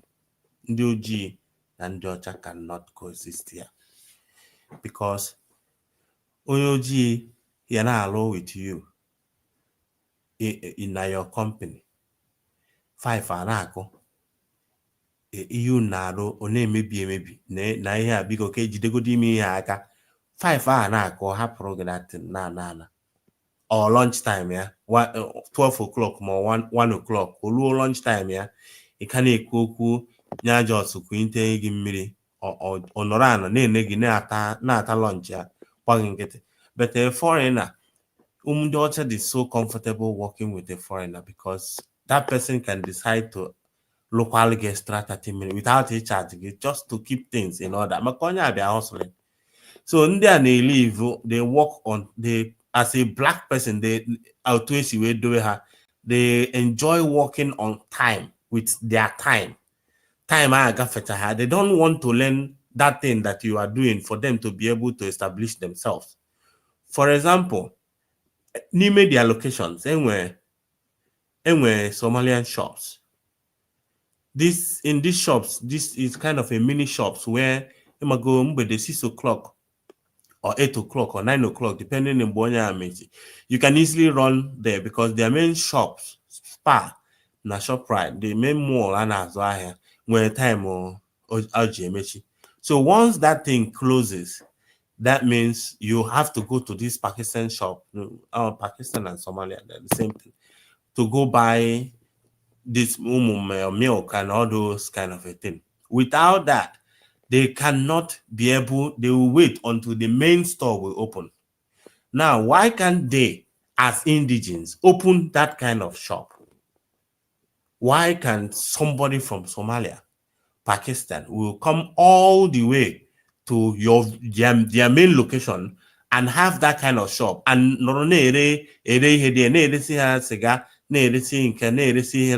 but they cannot establish it. So I'm making this a frustration. I bet they have, and they can see that Nonya there last year. No, all me go shop on car. Shop. They become so jealous, like about looking at you. You change that How do they check something, brother? Yeah? How do you check something? You check for now, government you have 20,000. Each person, each you make a shop, you 20,000. Or could hear me? They check that one. That's why now, when you even some of them now scam, they go and get a loan and this and a bit to open a business, hardly the money. Hey, just go back again. They don't care. They don't want to do anything. I just do they want after COVID, they just want every month they go there, go buy, take that thing and go buy 350 now. That's all. 350 rand. They don't want to hustle. My system by South is totally two different thing because anybody that comes from there to South Africa will go extra mile to okay for Cameroon and Ekunochi area there. They can't do it. They just want to sit down and tell you they are right. What they are right. Even walking on the stop sign and the car is coming, he eventually just want to stand there for the car to hit him or her. Car near accident fund. That's all. Not knowing that even though no stop sign, what about if the car has a brake problem or kutogi? You just want to, as a black man, on your channel, I can understand and I'm now okay, fine. West life, no, but when you see your fellow person wear the same color, you may expect now any reason like you or any reason differently. I saw one no funny but some of the ones who leave go the country to go and mingle with other people because they don't even know the culture of any other African country. They just know that their own. So this class and at the same time Ndocha program or where they kept them where they were supposed to be. Even the all ketaka, most of them put away park and they move because wherever they start, black people start living, they start doing breaking and entry. The first time, a beautiful girl is so happy explaining how she stole somebody's thing. She stole. Now, all this so happy, knows what she. When you call the name, me encourage you. See, wow, oh, go and make a plan tomorrow again. Just know, and I call. Now, show master because okay, and I call working, and I call. There will be one. My brother, you really do well by explaining the life in South Africa. Everyone, thank you so much. I appreciate you. Mazika Ndewo. I greet you, sir. The mic is Ndewo yours, sir. na Ndewo on ije tụ akpịrị mmiri wee nyokwala m ụmụ Jazabet Jazarum. Na aga na-achụ aja na ikpe na-ama ndị mmụọ. Ma obi na-abịa nnọọ ime a na-achọ m na ịra ụzọ gbasa okwu na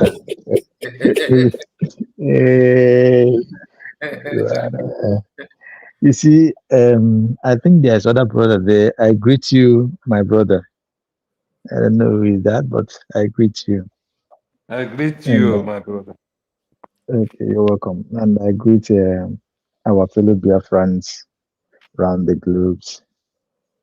People in comment section, thank you, everybody.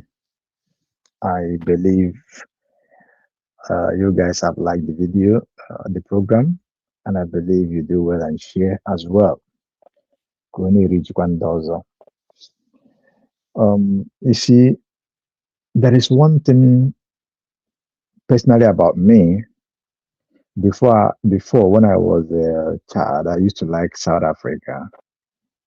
You know, the stories, you know, how they're fighting now. Nigeria helped them then. Lucky Dube, stuff like that, you know, with all these their dance and go. But as time progressed, and the narrative may change. Some time ago during the World Cup, I was supposed to go there, but myself, I considered a lot and I decided not to. Then a couple of occasions, I also supposed to, you know, pass through there, but I refused to. Number one, they are Africans. The way they behave, it irritates me. Especially the last one of this issue of xenophobia, where they are openly saying a lot of nasty things about their fellow race, Africans. Not only that, they took to street looting, buying their own people, even their own police, buying black people. You can count, I know number of our people that they have taken down for no reason. Some will set you up, some will come there. If you don't give them if you don't have the money to give them at that time, they collect money, big money. You pay for that. If you are lucky, they will just set you up and you go in for that.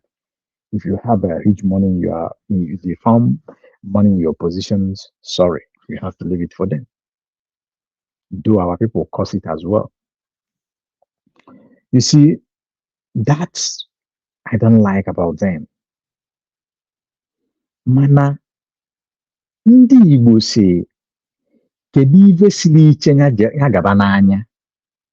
Number one. Number two, ndị Igbo si that na ụsụ si na ya amaala ka ya dị wee were abalị na-efe. Ndị be anyị, kedu mgbe anyị ga-amara ife? Even though anyị amagodiri ife, kedu mgbe anyị ga-echeta ife? Kedu mgbe anyị ga-amụrụ anya? Kedu mgbe anyị ga-akwụsị ibupụta onwe anyị?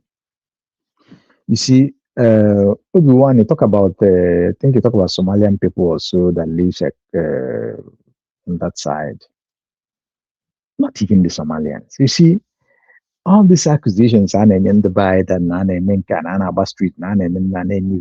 they do it. Some of them do. Some of them are very genuine in what they are doing. Mana, the problem, actually, if you look at what our people have been accused of, they are not doing it compared with those who are doing it. But now, exactly, you're right. Afụ onye Igbo kịta na ọgụgide gụta nwe $100,000 or $150,000, $200,000. Ife again. go shop ọgba go chain ka onye niile ọgba ka aka niile I know for the teacher ma golden teeth ogolomoto na-aba mba pụta ọ na-atụ mmanya na club make you onwe the center of attraction. Now after doing that, what do you expect? Now ndị nọ na befa adị atụpụ ego ọ bụrụ na ife a bụ ịma na phone juru ebe niile, this is na attract bad energy. Pụta n'iru ndị nọ na befa ibe just like it once you now, some of them been a mud house, some of them been a zinc house.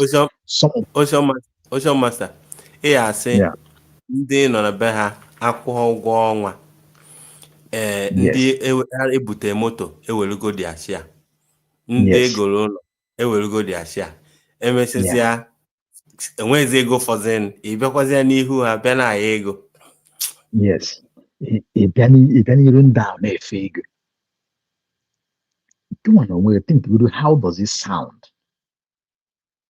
Especially in your environment today. Ocean Master, if you get a disease not everywhere. South Africa can't email. No, I'll make somewhere. I'm going somewhere. Okay. You see,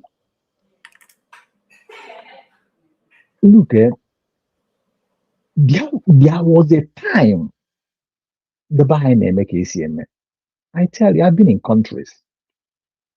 I love traveling so much, right from my infant stage. Always some obodo. Mgbe ndị ojii anwe obodo ya gị na-aga na ama ndị ojii like ịpụtakịta naanị tara ya na-eje ụka on Sunday ma nwa asị onye ojii yiri ezigbo akwa nwanne a ga na-apụta ya akwa na street. Enweghị esi na-agasị ebe a na-amaghị m ụla. But today those things are dying down. Onwe obodo ya apụtasị onye ojii under 3 months. Ijide mbaba ka na-agwa gị ife still a na-emetara ya ebele. Ịbụla onye maara ife izuzuru na-aga afọ gị ichala ma azụ akwa so yiri slippers aka nne na akebe yasi anya azụ na-aga mana nwanne ya na-anya aja alọ. But ihe ndị a niile kwara ime gịnị ka i wee na ka ije were isi gị na. But today ndị be anyị dasị na-eme ihe dị anya. And let me say this, excuse me, what is this kingship? What is this title? All these titles? As in this, as in this, as in that. When does that started? We do in those days, not even in those days, in the 90s, late 90s, mid 90s, and cool, and those who went there down. But 90s comes to 2000. This nonsense is not happening. It's not happening. It doesn't happen. And you look at it, people live in peace at that time. Yes, if that Nanawe community, Nigerian community, for example, or Igbo community, for example, those things mama everybody's one. I see a lot of this division in Yoruba Hausa and co. If you phone everybody, only rally around. What changed? Because there will be a lot of the Bible will like a money when even as some part of Western world, even even that this South and here now, a lot of Indians name a lot of things there. A lot of Pakistan people name a lot of things there. But you don't see them behaving like in the Bible. Western world, you see people, multi-billionaires with investments. There are other things that are attached to them, but you will never see them in all this. The title of this or title of that are attached, or you see them. You see a lot of anyhow. Now you won't see them like that. And what is the problem of the Bible? Yana the Bromal in the Bible before no Papazian no chawa like this.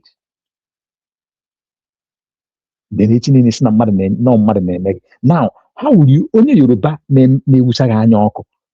ọkwa gụnwa mepere ụzọ wee bata wụsara gị dị anya ọkụ. You give the room because ọnwụ na onye Yoruba mara ka ịra ọma mpụta wụsara ya anya ọkụ. Ị na-aza igwe, ị na-aza nke anyị na-echi nke kedu the essence of ichi? Okay, now Obi-Wan I say that no just awe je ebe just like ụdị ha na-amasị bịa were ichie gị bịa ka echie gị ichie ọ ka echie gị nze ọ ka echie gị nke ọzọ. Kedu uru ị na-erite na nze ahụ? No, I'm not against it because it's part of our culture, but that has to be at the home. Then ọ bụrụ na maybe etoghị na kịta na maybe na mbụ ụzọ wee chi now ewere m ihe dịka how many million chie ị na-abụghịtazi ichi iwekwara how many million chie okwu na chịkọchara dị eweta dị ego. Yes. I think from on my own opinion, I think that one of the major reasons why all this our cultural thing is being done abroad like this, based even though it has, like I said, that this thing is just somebody prompted it, pushed it in a way that no, yeah, I believe mean be something else. Sometimes it helps in the Baya and to actually still observe New Yam Festival because they still do it, and other cultural thing that happens at home, so they bring it here. So because the reason why OGD can car, like, okay, Mr. Kai, what you asked me before, the guy I don't see any reason why OAG were Apple, because now everything just happened yesterday. Even though there were a little bit of tension today, but they can't, no, you can't just act individual. They can only do what they are doing during according to the person that said it, that the guy is running for his life, that they're actually after his life. Oh, yes, nobody is actually looking to kill him. Nobody is finding him to kill him. Let me just finish first. Brother, though, Ocean Master. Ima like mụ na onwe m nọ here, anọ m na national ọhaneze ndị Igbo national, gotago. Mgbe this thing mere nọ, o were problem dị mfụtara here. O wepụrụ onye bụ onye owu ndị Igbo na South Africa bụ onye na-ejikọta ndị Igbo niile ọnụ, and the man gbere mkpọrọgwụ na here na South Africa, mana o meziri travel to America, gotago. So o were any program ndị Igbo chọrọ ime n'any province, maka o mechara na ọ nọkwu na ANC na party na ruling party obodo a, o member ka ọ bụ, and ojika ọ na-evote, ịghọta, maka ọ bịara obodo anyị mgbe ihe na-aya ada, ịghọtago. So most of the program ndị Igbo na-ewe n'obodo a, onye nwa na-eji ọ na-ewe contact ndị ANC, kpọọ phone, even self igwe this that eze na-achị ndị East London anụ ọ kpọrọbugo eje Nigeria, ịghọtago, bụ nke nwụrụ anwụ before this one. But the problem na this one, as na onye nke were problem, o were ezigbota nsogbu. So but the man may travel, this person ha chiri igwe na ọ bụrụ na this man ka n'obodo a, I don't sure na this problem ya eme, because ọ na-ebu ụzọ meetcha ndị roka, gwa ha na-ekwu ụdị ya chọrọ ime, ịghọtago, kodocha ha ya, gwa ha na-ekwu ihe na-eme, mana ndị je chi igwe anụnwa na-ekwu okwu ya emeghọ datin. So mgbe the problem pụtara na akpọwa nyewa na phone na America, wee si biko ya were influence ya aha wee kpọwa ndị ọma, ma ndị ANC, ma ndị chief, ma ndị igwe, ma ọsị ya bụ ndị obodo a, kodo ha ya, which the man na owu ya kpọkwara ha, kodo ha ya, ha si mee voice note kọwara ha ihe ahụ ọ na-ekwu, so that ha nwere ike kpọọ the voice note wee calm ndị be ha down, translate it to ndị be ha, calm ha down, which the man send the voice note, even suppose send anyị wabụ ndị nọ na national that voice note, si na-ekwu o mere asa video actually na-ekwu ihe ya gwara ha, na ya gwachara gwa ha ma mgbe ha ọkpọ igwe be ha jee Nigeria, o jere I think o jecha ma Anambra steeti, jecha ma Imo steeti, so ọ kọwachara ya. So ya nwere wee mesikwa, okay, biko people na-apị n'ihe niile ya tara igo ma ndị ANC ma ndị Coxstar bụ ndị na-afụ maka traditional rural obodo a, ma ndị igwe ahụ. So but the problem is like ngwara unu bụ na o si from another province, ọ bụzi that province a ya na-eme okwe na afọ so and igwe niile ha na-eji ya igwe niile ha na-eji mana ha kwa across anywhere ọkwa ha na-aba fright ha izizi akwa igwe ha ha kwazi igwe na my brother, I think an idea that now this problem that is happening now is not about Igwechiri. Obodo n'onwe ha have been looking for a way to do demonstration for foreigners. Yes. This has been in the agenda. So Igwe, they don't care. Kosa people anyway. I can lose my line of thought. Sorry, man. Sorry. You see, yes. We know how South Africa is. Even Malema have been, campaigning against that. You cannot be, penalizing your full African brother while you leave other ones enjoying because of this apartheid mentality. They are seeing their own brothers as something else. Thank God this in one of the biggest problems I know. That one yes. One of the biggest problem I know. Look at what we are doing now. Yeah, I have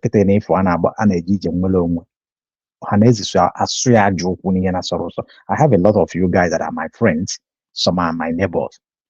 But these are the challenges. And that is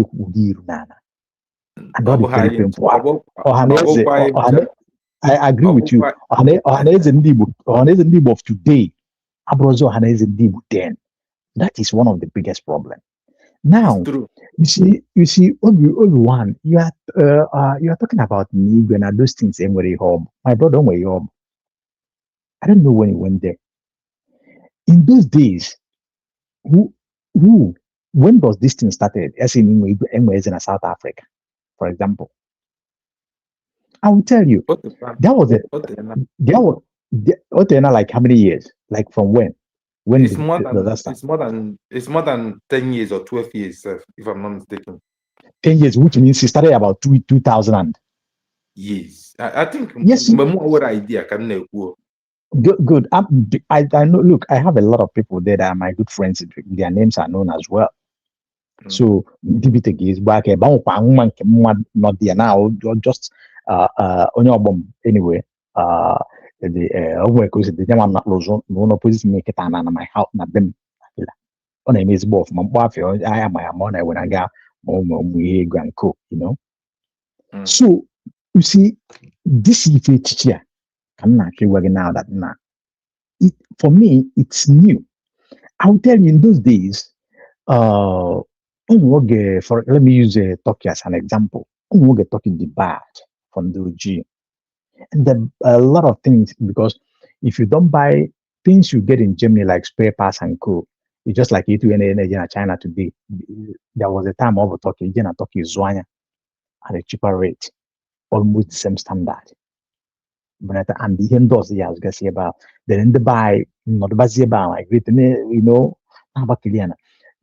when they go out what dear then and don't talk now. You see, in those days, and even as of today, there's no embassy like in Istanbul. Even what embassy not talking then, the embassy that covers it is from Iran.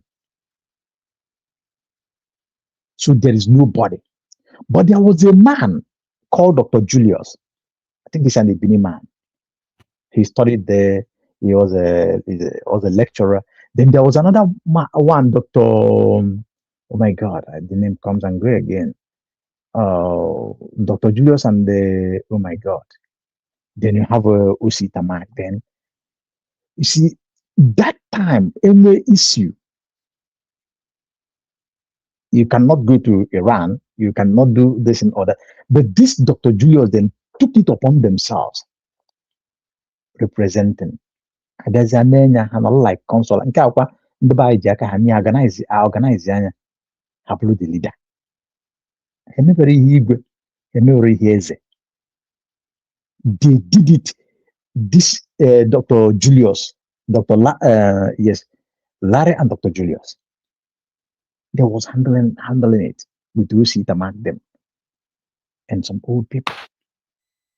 Who took according to in Italy, who took according to Holland, who took according to Spain. Then if you look at UK, then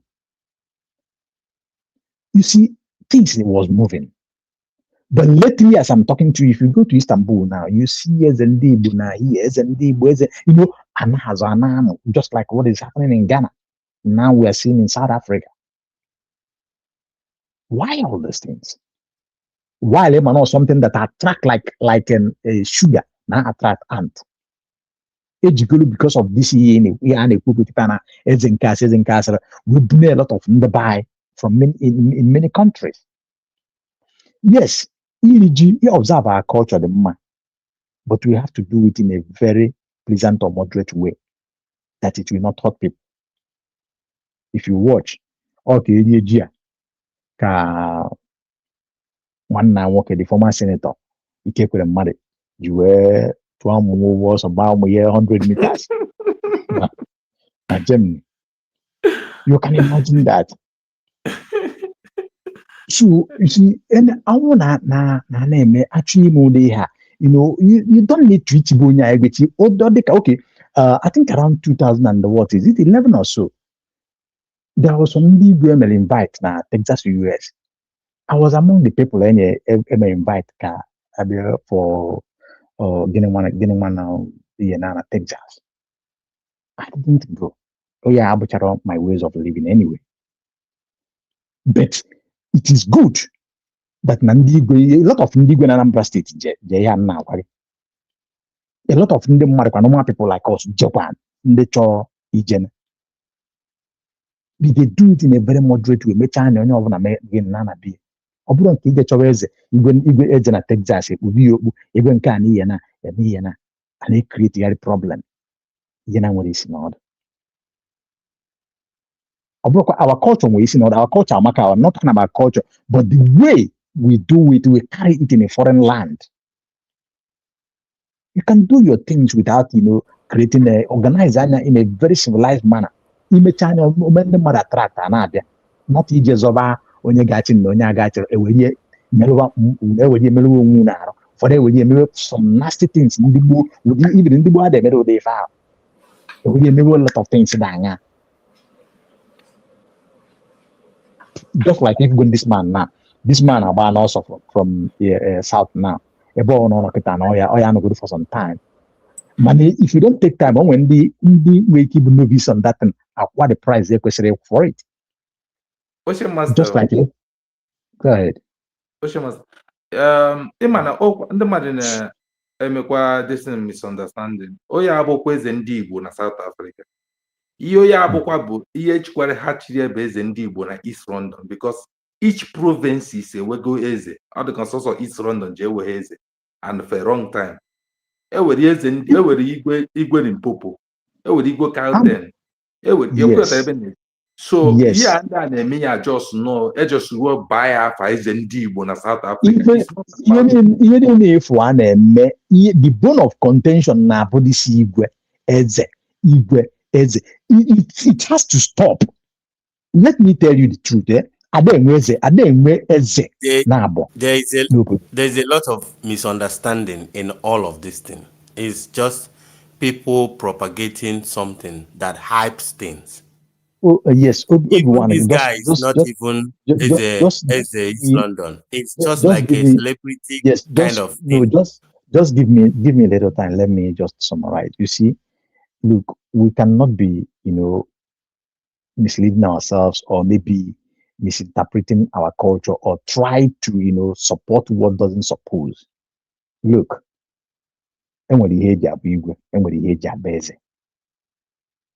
Ezu obodo na adịwala onwe iche.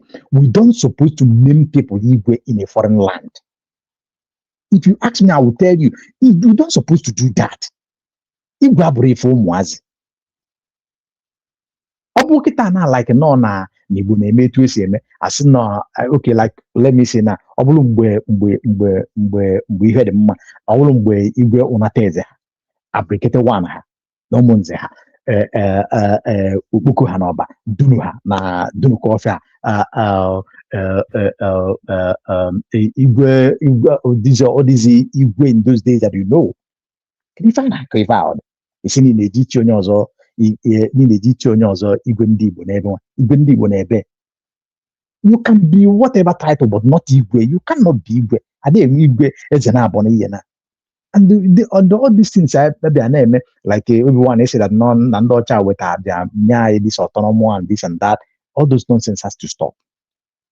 Because all there's emails and the buy, everything about in Iguana, Iguabuzari home was like now, Epata, Ediakatana some places, if you were a whole Igwe, Ezichi,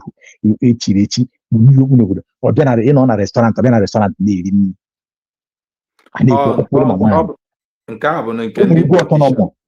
No. When I a politician, or a politician, all this you go autonomous. It has to stop. What can you go?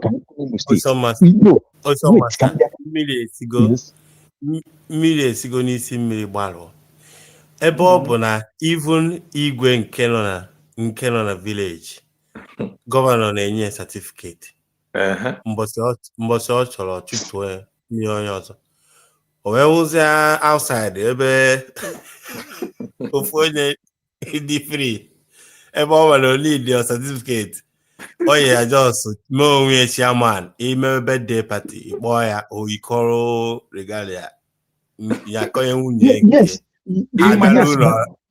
Yes, man. Let me finish, please. Man, you see here. Ina abanyere ife ọjọọ aja oneto. Ina amanyu ife ọjọọ oneto. You just said it now. Na ebe gọvanọ na-enye igwe certificate. I will tell you when I was born. Governor igwe adeja for governor. Yeah. We retiri igwe by nwa. Igwe by was one the couple of years ago the oldest igwe in Anambra State before he left. Now, Odi move now from his palace, which governor going to if governor wants, more than governor or then a palace.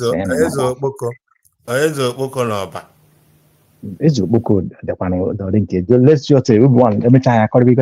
Now you see,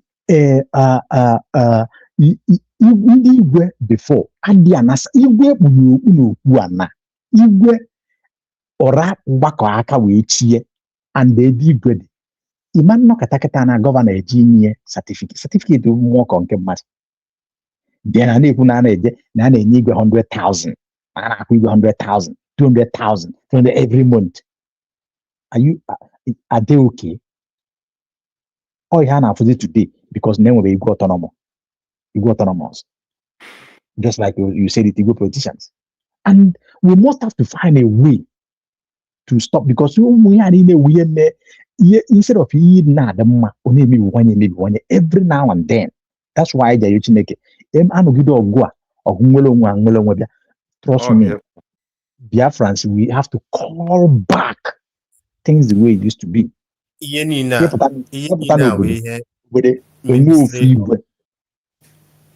Of culture. Yes, enwe ofu igwe n'obodo ọ bụrụ ịbata kịta na for example ịbata na a place asị gị nke a bụ igwe nke a na nke a bụ igwe nke ọtọnọmọ adịkwu ifuzi ụmụazị enwere ihe aghọta ekpuru okpu mme maka igwe ọtọnọmị ka eji eme ndị a na-eme ife a na-eme abroad ị na-abụ igwe na ị na-abụ nka to me all just the show of wealth. Okay, if I not drag as a position, I'm not going to worry about not just for name on Kitty. Mazaka, that man he bought video, the first that man he bought video in a before. Emmanuel Bigwe is in Igbo na South Africa. Actually, also in Nigeria. No, then the back honors were also near cause that man ain't bought video so near cause of this problem in Africa here. I think no, I'm no this interview man. Yes, us near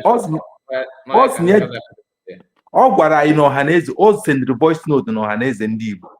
Near Jagogwa, all the whole South African leaders, both the government, both in Igbo and Australian, near Jagogwa, na ndị echiri igwe onye ọbụla echiri igwe na South Africa sekpuru onye ahụ ekpochie ya ọkụgbue the man so near cause this problem maka na achọ ka m gwa na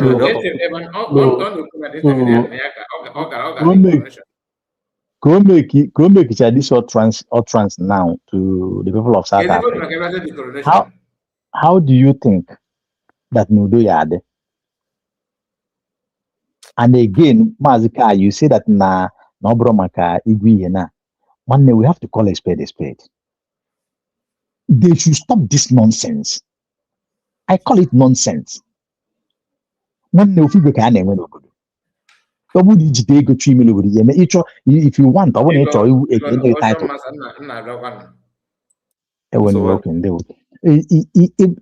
Ịchọ ka enye gị title enwere enye gị title n'obodo mana ọ bụ ọzọ ịpụta na-aka ọsị gị na-epụta isi na ibi igwe ebe a na ibi igwe ebe a what kind of mkparị is that a na-akparịgarị ndị Igbo anyhow ndị ibi na enwere ike ịpụta kịta na-asị na enwere onye of ife n'ihe na nwa ọ na-enwere ihe na nwa nke nwa above Bini ọ dịza ka ya asị ịpụtazi na-ene igwe ndị be anya because that was what I was trying to say before ọ dị nwa adịzịa mpịampịa n'anya. You see, ịpụtakịta na for example with ụdị ha ndị ọcha na-eme anyị ọ bụrụ na grafia nke be elija kịta na-abịa bịa jef Nigeria for example ihe afụ akpọta Asaduana ọnọdebe akpọ onye of ife obere oge akpọtakwuo ọba of Benin ọnọdebe then o nwere onye igwe from an Igbo ya anọdebe while enweta Ocean Master enwe ihe nna Echenna, before somebody becomes a king, or suppose where Ndionachi, okay? Yes. As a king, or it shows like a president in one territory and stuff. Yes. So now, but why I'm not taking these guys or this thing that happened? Because in the Kokwe Amamu from last 2 years, we speak as we sit down, me and this guy, this Igwe, one-on-one, we talk. So it's not like somebody I know from far. I know him personally, face to face. We talk. He knows me. I know him. He knows my name. I have his number. No, in Enugu State. My name is gonna go here. I own a lot of properties, you know. So property yeah, but so the reason why I'm saying this thing is so where's that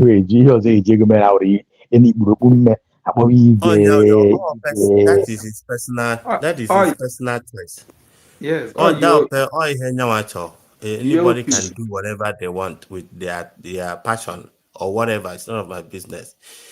But why I don't actually take it serious as people are taking it is because Afuhomo in a situation whereby he will have an impact on the people not around here or giving orders for people to follow. Do you get what I'm saying?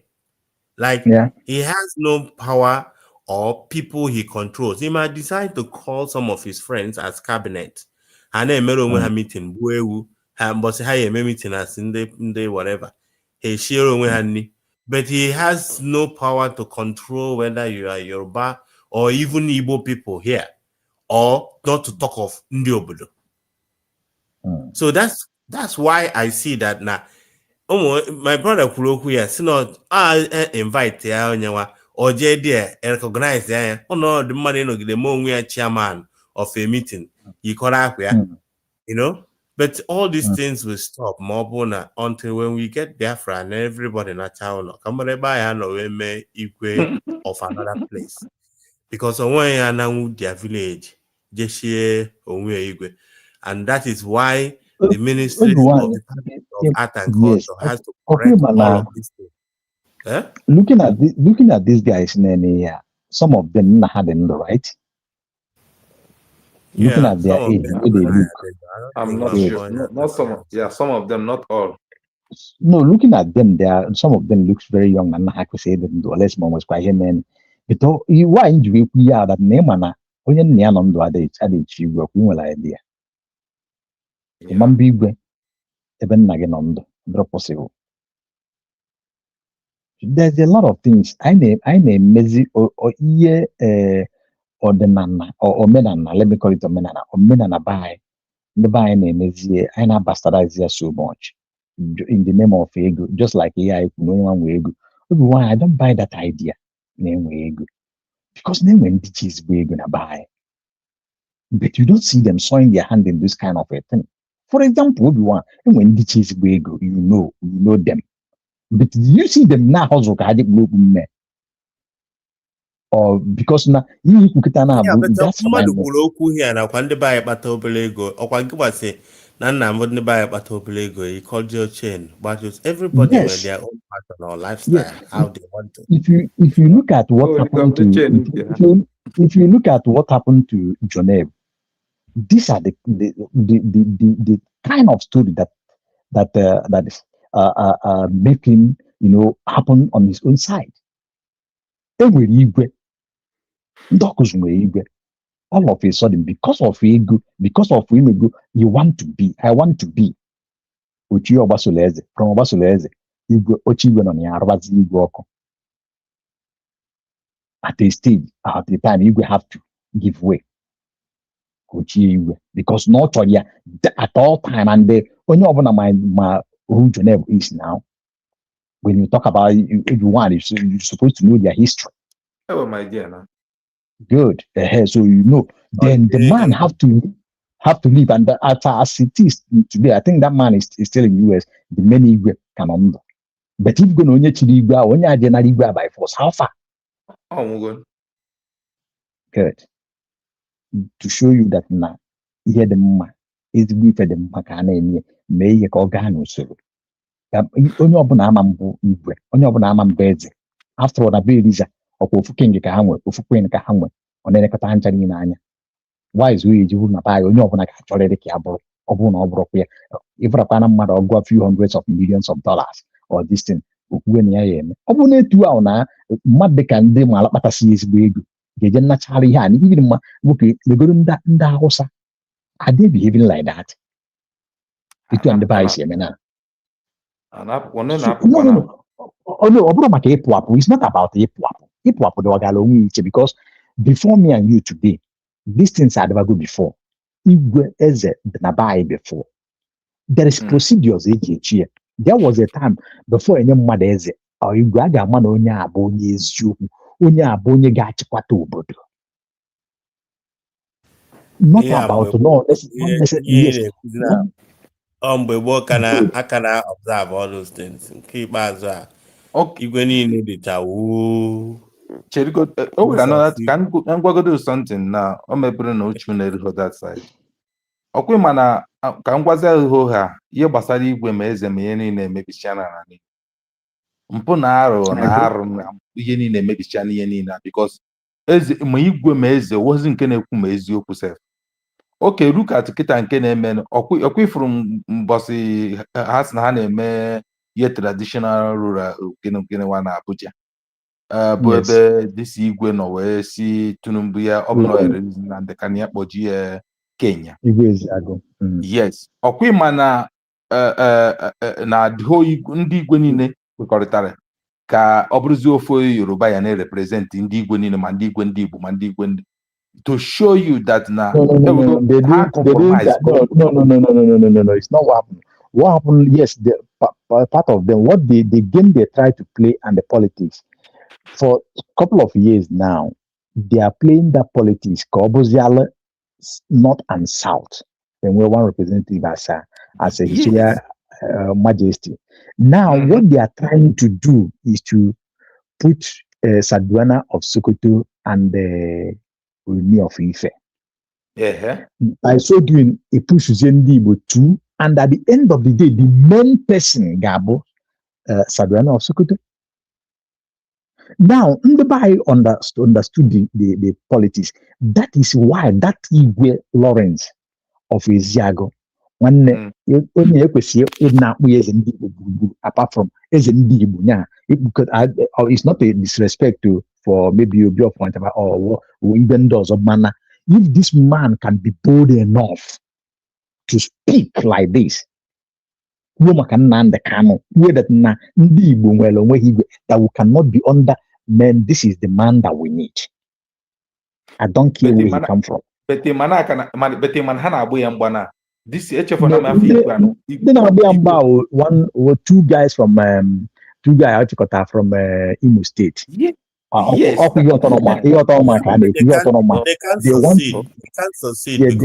want to use them. Yeah, they want to use those ones. They want to use those ones to scuttle or to create kind of confusion when we get smuggler or sign the papers. North and south. Now, yes, now it comes to Hanya chairman of the Igwe Council for life. Oni will be their chairman for life. Okay, so which means so all Igwe of the South, Igwe owners in the Southeast, and them and the Yoruba will only that only. Okay, in New of Ife. Yes. In the Hausa, the Kwok Sultana of Sokoto. Now, in the Igbo, Southeast doesn't have a particular king in Achia. On his Igwe Achebe, na mind in Donja. Igwe Kenugu Akuloku. So it wouldn't have worked. Because Keroni in a Oni of Ife, the lifetime chairman, so every other Igwe that managed from the Southeast. Everyone about they play politics. They play a very dangerous politics. What they want to do is to cow the Southeast and South under the Yoruba, and cow them into this man. So Obozalo that Oni of Ife Gane for South Gokotama, Ndi Igbo, and the South man, the Yanai. They don't cause any mana. This come back to Yaini before. You see, do you know that na onwe ha na-akpọ okwu ana na Igbo ebe a na-anọ ekpughe igwe okpu na-abụ a holy place that need to emekwa gịnị ka a fortify ya again because n'igwe ọbụla ekpughe okpu ya ga-abụ igwe obodo niile kwekọrịta ebe akwa na ihe magomago wee nọrọ n'ebe akpughe that person na okpu ma ndị akpughe okpu ahụ ma data igwe amamfuchi. Those things can be not just nekwana anya ọfụma ka o mee ihe o kwesịrị ime because one of those things na-eme ndị be anyị ga-enwe egwu ịma nnọkọta je zọba ihe ma na ịmara isi na ịmara ọrụ ya nọ ka ịba dị ya ka itigbuo onwe gị ịba dị itigbuo onwe gị onye the right person na bịakwa bụrụ gị igwe. Those are the things and that igwe ahụ kwuru okwu that Lawrence akwu okwu with the right thing that nega na Igbo we are like Republicans. Yes, enwe igwe ndị ka ibe ha wee nwe agba fụzọ nwe ọrụ yes like abecha na igwe niile anwa like ọ bụrụ like mgbe ndị igwe ndị ochie anọgasị all those igwe akpọgasị afa na Purpose Club you will know enwe ndị like aggregated one of ụmụnze ha their rank n'igwe gbagota there are some of igwes their rank gbagota they know themselves. They know how they see it.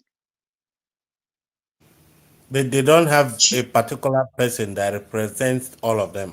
Everybody is enwe mgbe o siri okwu ka enwe mgbe emebe ya ka ọ bụrụ na Obi of Onitsha ga-represent for asị mba ka ọ bụrụ from ụzọ ka emecha ebe a ka the stories na wee pụtabazi that na Onitsha. Let's say there's a lot of stories that I don't want us to go into because these are the problem and went from the buy man those things we don't need to go back there again. But we can still decide on our own today that for example for example that Lawrence of Eziago can be the superior not superior can superhead everything beside you. For example but it can happen, such thing cannot happen in Igbo land because they couldn't have conquered us if we have a central king that when that one speaks, every other person obeys. That is the difference between Ayen and Dugu. There's Yes, no we are one single Republicans. king that can control all Igbo land. Everybody is autonomous on their own. When you come to every community, they have their own king. So that's how the whole Mambo, thing is I different. don't So you I had a central Igwe because na obodo na Igwe, but him na abịa kịta na things na-enwe ranking. For example, enwere ebe ya ga-anọ kịta na enwere Igwe ga-anọ na ga-anọ kịta na akọ ekwuchi okwu because of not somebody like for example na Igwe Orizu na Nnewi the 100 and something years now. Ọ bụrụzi by merit n'ego o ji ọfụma na agba with the grade with the age ọ nọ na ya kịta na ọ nọ na-agbata mmụọ na-agbata mmadụ. He can never ịpụta sụghọba aka ma ọ kwuri no this kind of a person for example enwere ike si na for etu a this man dị ndụ kịta na anaghị ndị be anyị after all ọfara ya rụrụ that is in terms of ndị Igwe chọọ ịchịkọ kama aya eri ọghọrị kama aya enwe ndị ya alụrụba aka mewe ụmụ ihe kwesịrị ime ebute ya na okwu ekwucharakwa na ihe niile everybody ekwu he sees on her mind but ekwucha anya ya nwee ebiri okwu niile and oge ebiri okwu on the neutral ground and eziokwu. That is the point I'm trying to raise. Iwu abụrụ na onye apụtazi okwuwe for onye ọnwa ụmụ ya ebidokwa no it's not what I mean. And amanye achọ ịmụrụ ihe ahụ amammedie a ga-enwe age onye a ga-eri before this kind of a thing. Ọ bụrụ ife a na-aga nọkọta ịfụ onye ya agapụta a na-akụ ịgba ndị Igwe ọgbala skelewu na-aga achọ ụdị onye anyị ụdị ha no. Ị ga-achọ Igwe mmagolu ife a na-eme mala our culture, how it is, how it works, and oge believe ka n'ihe dị n'Igwe anwa na ọlụlụ aka nyafuwe. Such a person gone in between the age of more and mother. So those are the things. So my brother, I want you to if everyone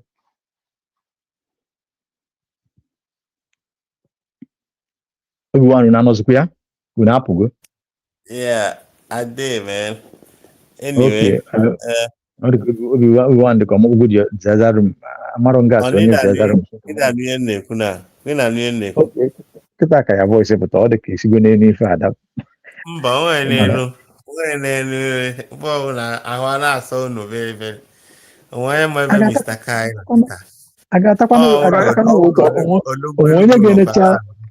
Onye ga-enecha ukwu ụmụ nwaanyị Zulu agasị ma ụmụ Preto agasị ghọtago ọ bụ na-esi ife a niile na-ada mmiri ị ga-atawa onye ụta obi makwa ejecha nwere ebe njecha na Caribbean one time wee misigide flight misi enya 4 times 4 good times different distance ndị a na-eme carnival every February so you could know ebe m na-ekwu ihe a onye be nwunye m si kedu nke na-emezi nsi anọkwa flight ka na-eme isi ife I'm telling you ebe m na-agwa gị ife obi one ị ga ebe a ife ị ga-eri ife ị ga-aṅụ egwuregwu ụwa niile bịaba ị na-egwu nke a emerie ọ dịghị mma ịgụrụ azụ dị na mmiri na-eri ụwa amaka You made me to get a flight 4 times. Yeah, na gwa abụrụ egwuregwu. Ya na gwa gị bụ real. Ya na gwa na 2013. Miss your flight 4 good times on a different nche chakwa m ihe na maka ị ga-amụgide anya ya na-akụ 6 to 6. Ọkụrụ akwana 6 nke ị ga-akụ ife na-akụ ma n'ilo ma n'ebe niile ebe ọ dịghị mma na-adụla ebe dịghị mma imegide dafent ya ambulance eburu gị chebe ya na adịbaya baa bịakwa bido ụwa n'isi ghọta gị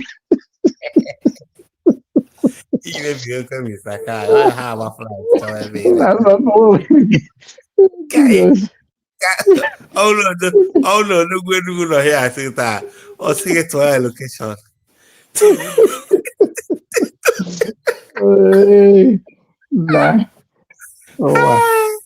But anyway, we have all seen it and how the problems we all have inside Nigeria, outside Nigeria, the behavior and the things going on. And all we have to do is to thank God that finally, in no time, that we will all go back home. I was on Kenena's TV earlier, and I heard Ashalugo confessing. I don't know, some master, if you witnessed that, confessing about how good Simon Ekpa is. And Inanya, ine the girl anya na-asị dịka kwa mbọ ọ na-abụ ha ọnụ ekwu about Simon Ekpa, otu a na-eji otu esi eji ada dị ọra mma. Ọ na-abụ ọnụ n'ụdị na o nwere evidence, opu evidence, nta ugo 247 dị asị, I will show you people evidence. A na-eji ha. All of a sudden, in Ezianya, you realize that now all those things that you are saying spoiled a lot of things, because again, you speak as if you know. Yeah, every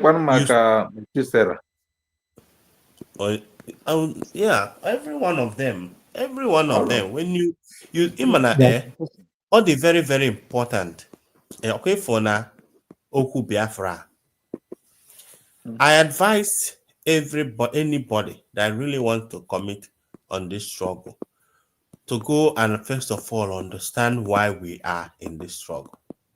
Yeah. Go and watch documentaries of what happened to us during the war. Try and observe what is going on in Nigeria now and try to understand what is coming. Mama, oge future ge. Mama, oge metuta ge. When that thing comes to you, after you realize all of these things, after you check and balance all of these things, then you make up your mind and you come out and you define the struggle for yourself. Because when Nandi Kanu may have within the DOS and all those kind of a thing, Simon Ekpa entered the top pilot. Majority of people that follow Simon Ekpa never begged anyone to follow him. But he just told you that this is the way. And then do Boro Hakache up immediately, followed immediately. Because they have already defined it. They have already understood where we are going. But some that does not know their left and right, they were there. They keep defending the DOS on the ground. Not even though that some people were actually there just to see the outcome. I understand it.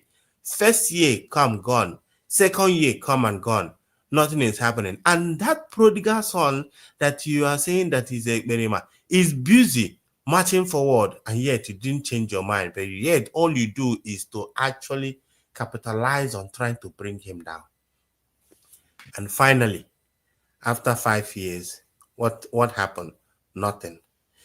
This is the same question people supposed to be asking Ogenkere and Imam Madhabu after 1 year of redeclaration. What have you done? Nothing. Because the result is the thing that you have to actually focus on.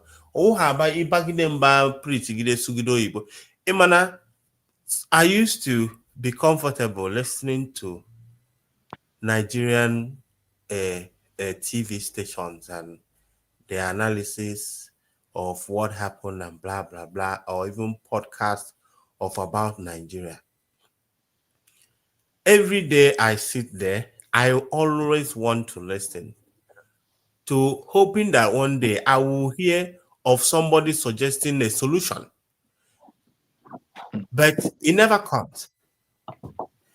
Then I'm comfortable speaking English here every night or trying to band in Nabaume is because I know that somebody is doing something. And we're only something somewhere. Oh, we can also take it a funke DPM post in the morning. Somebody is doing something. But I ended up realizing that in as much as they speak English, they talk about what happened in Jos. Give it another 3 days again, they will forget again. Another time,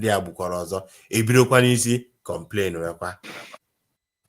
They will just keep speaking. Precious Enyi will come and they will not. Sometimes even the media people, you'll be telling them that na Nebu mother here, this is happening. They are pretending as if they are living in another planet. So we just have to ask ourselves. I never welcome anybody that decided to realize that that they were wrong. But you could that you are wrong. We have to see you do something by supporting the government as well. Or by every time you confess, in after you destroy everything. All those things.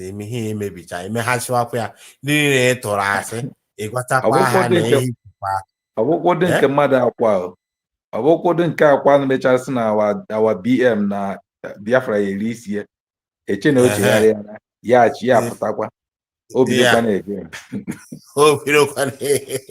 na-ege. So that is the thing, because most of them not there. Like I picked out something when she was saying that whatever Gina Sangoro tells her, that's what she comes to say. So something, you will not confirm whether this is true. The same thing that it tells something or ma confirm whether my hina or wezoku ubulie puta bawa ifela there. But I thank God that I actually came with this Biafra as a struggle, even more because after I listened to Nana, I educated myself, and I went and I watched documentary on Biafran war. I cried. And I now put one or two things together because I like to listen from my grandmother whenever she tells us the story of the war, how they ran. And those things made me understand. I understood exactly the reason why we need this country. The reason why we have our nation. We need our nation. And at the same time, with the current situation of Nigeria, in a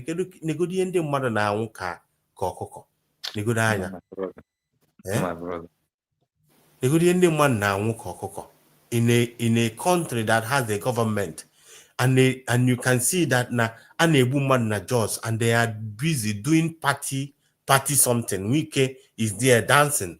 Is there not enough to put national emergency in a country? Everyone, yeah, in a good at Nana mother and Wike and then you talk about your president, the president of Nigeria. You talk about the chief, the defense staff, chief of army staff and defense. Yes. Defense to APC called the prodigal son. No. Nka was the minister of defense. The chief of army staff. No, what do you call him?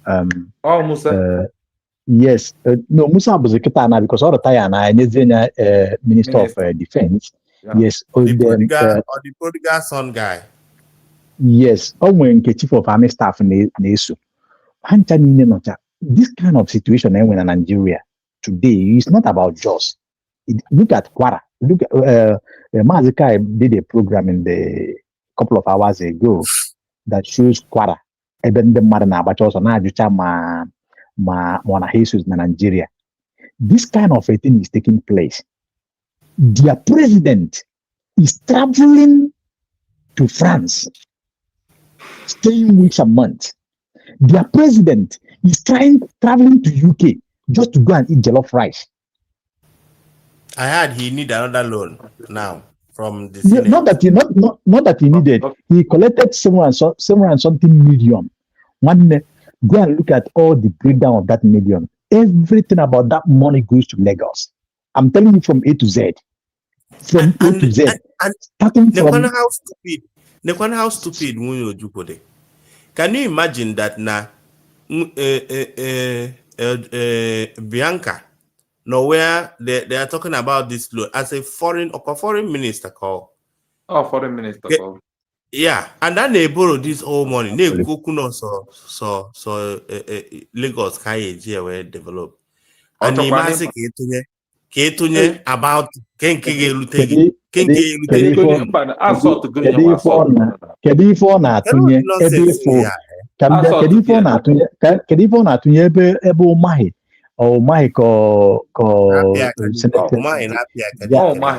ya ka wele aka na azụ wefere tinyere nwa $1 wee pịachara anyị ihe di ya. Kedu ife obi it just like ihe anyị na-ekwu maka you see these people, this kind of women cannot talk because ebe ha ga-go dị njọ. Some of them bụ asked to go who were nne and eji so ha na-eso ka ewu. Onwere ihe Bianca ịmaala that na ọbata na into that government for a mission abụ the mission of her of be accepting that minister is megide ndị Igbo, megide ụmụ Biafra, make sure na everything gbasara Biafra anyị ka ọkụ. So kedu ihe na-eme expect ka o jee ebe a mee? No, she's not going to do anything. No, that is not assignment.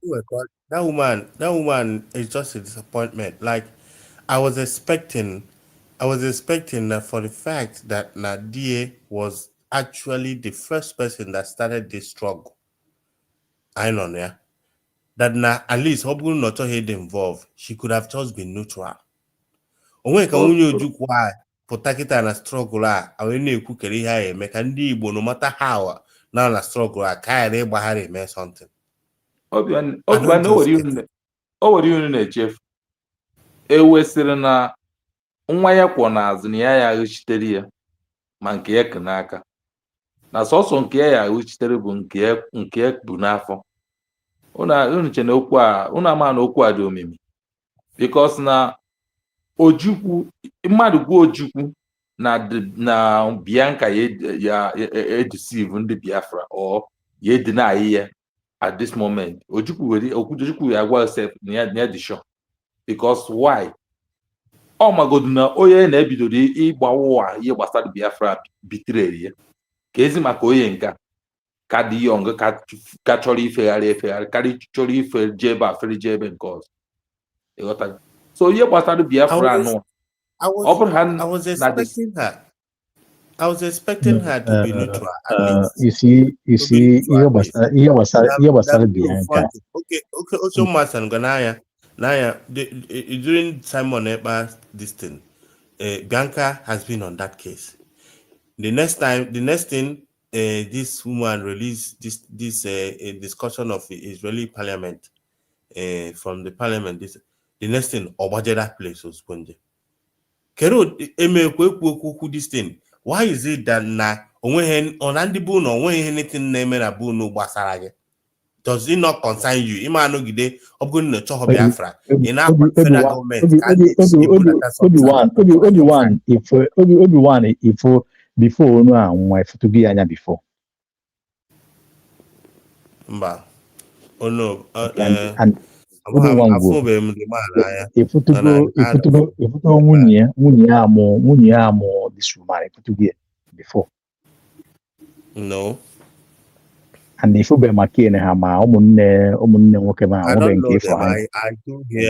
do hear why I ask this, it's not in my position to say, but Bianca need ka ajụjụ ọfụma.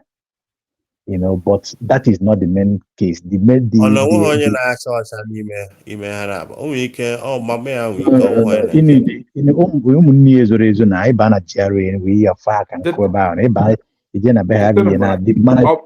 issue that for the fact that na Ojukwu na ano ya also ya bụ no also ya bụ Ojukwu je na flange nta nwanyị now like na Obi-Wan or my brother na-ekwu okwu look ebe ọ bụla ịnụ nwaanyị now or like mụnwa ebe nnụ nwaanyị now nwunye m nwere ụmụnne nwee ụmụnna mana for the fact that na manụ gwuye megome ego n'isi ya nụ anya ka isi anụ nwaanyị ọ ya bata o wetụrụ go ebe a my platform west that Ojukwu na anụ Fulani ya ma ntakwa onye ahụta you won't blame that person because ọbọkwa Igbo na ọta Ojukwu anyị na-ekwu okwu asị na ọ bụcha nnukwu Fulani ọ nwere nwaanyị that statement ọkụ ihe nwa Nigeria anụnwa na-akọ adị mgbe a na-anụkwa ihe niile a ọkwa nnọọ ka wee unification Ojukwu ama because ị na-anụ nwaanyị na ọkụ atụkwa n'ime ya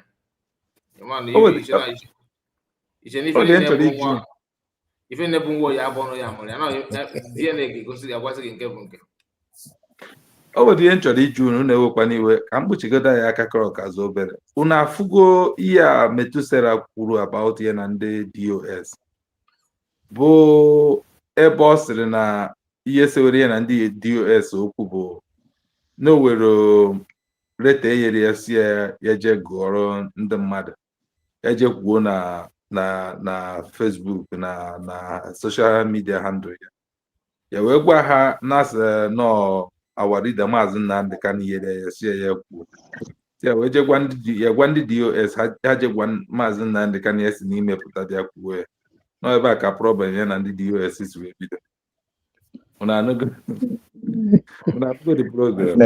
nwanne m ihe riri ime na onwe egwu a na-ada agụba tinyere ha ọgba aghara tinyere ha ọgba aghara so ihe m ga na-abụrụ Chineke na-abụ na mpụta n'ụtụtụ abụ a ka m ga na-abụrụ ya because na onye chọrọ udo ga-achị onye na-achọrọkwa udo ama ndị ihe mana each and every one of them will end up agreeing because as far as I'm concerned they are only familiar with agitation. They don't know any other step to take. They like to be making noise, and that's why you see them. They are comfortable in the DOS waiting for Nnamdị Kanụ to come out. So the person that knows what to do decided to leave them, and they choose still to be there up until now, not doing anything. And that's why I can't DOS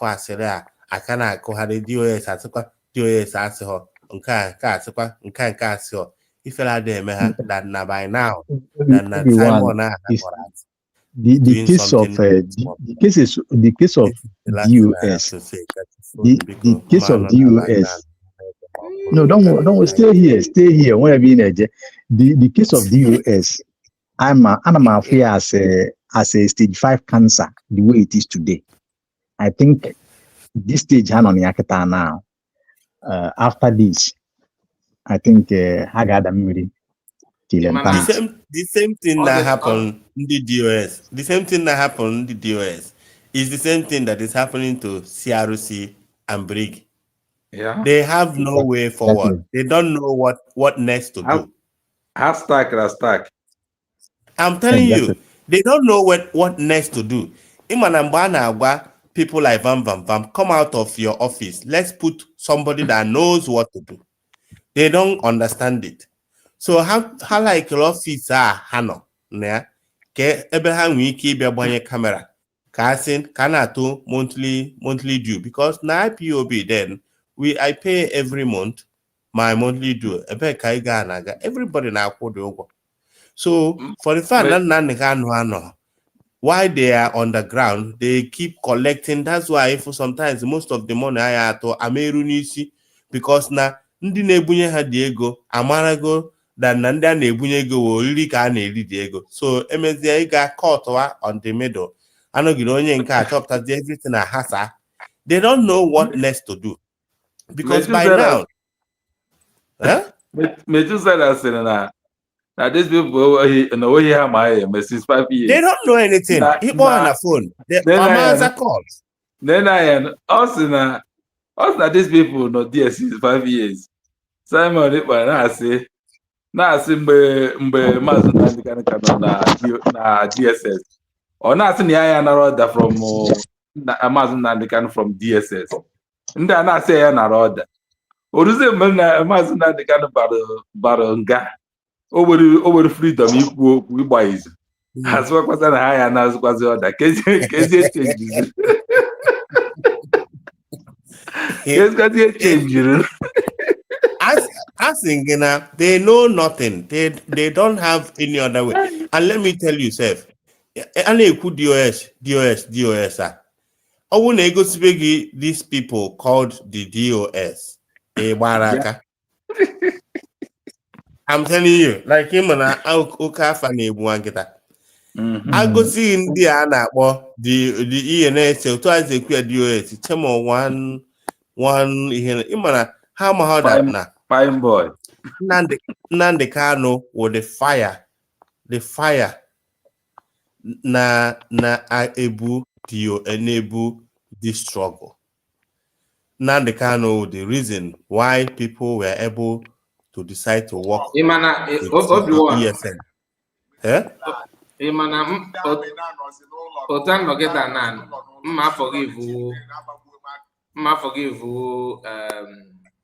Achaluga and Methuselah. Easy. You know why? What if you make a mistake? No matter how long, at least you go to make a mistake. Exactly. You go to make a mistake.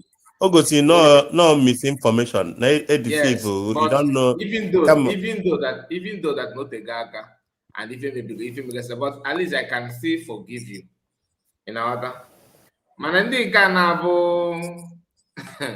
You can have a mistake in any man. You question no, you can. Like I'm a man on Methuselah's name, your brick on even Yaman image of your mother.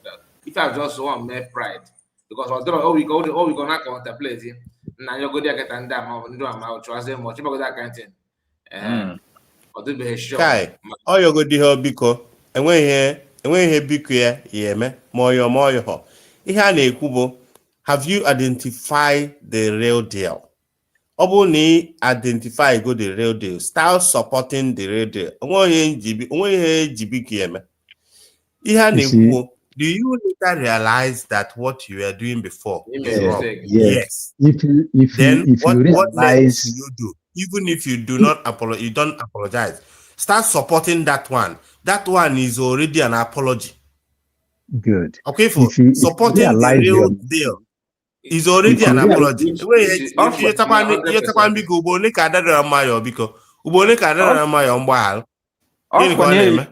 Also, I watch out for more secret. Yeah, leak all the secret in that. Also, yeah, leak secret.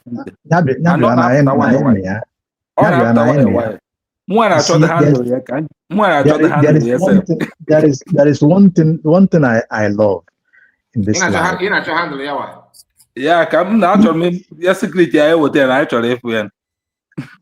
No, then we will cut it off. The issue is this: if you found out where your weakness, own it, accept it. It is acceptable. To me, the perfect no one. And once you are able to own your error, you can as well apologize. Even if you apologize, you understand. You will move on. That you know that this is wrong. Not only that is wrong, this is creating a lot of danger that is taking the railing or delaying what you are fighting for, and at the same time buying people, and you still insist on it. Like when you said what Achalugo said, I used to watch Achalugo and I like her so much. And for her to come out and say, and this is not the first time, that no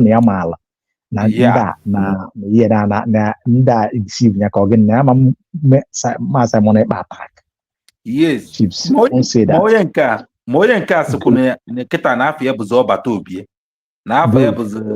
Simon.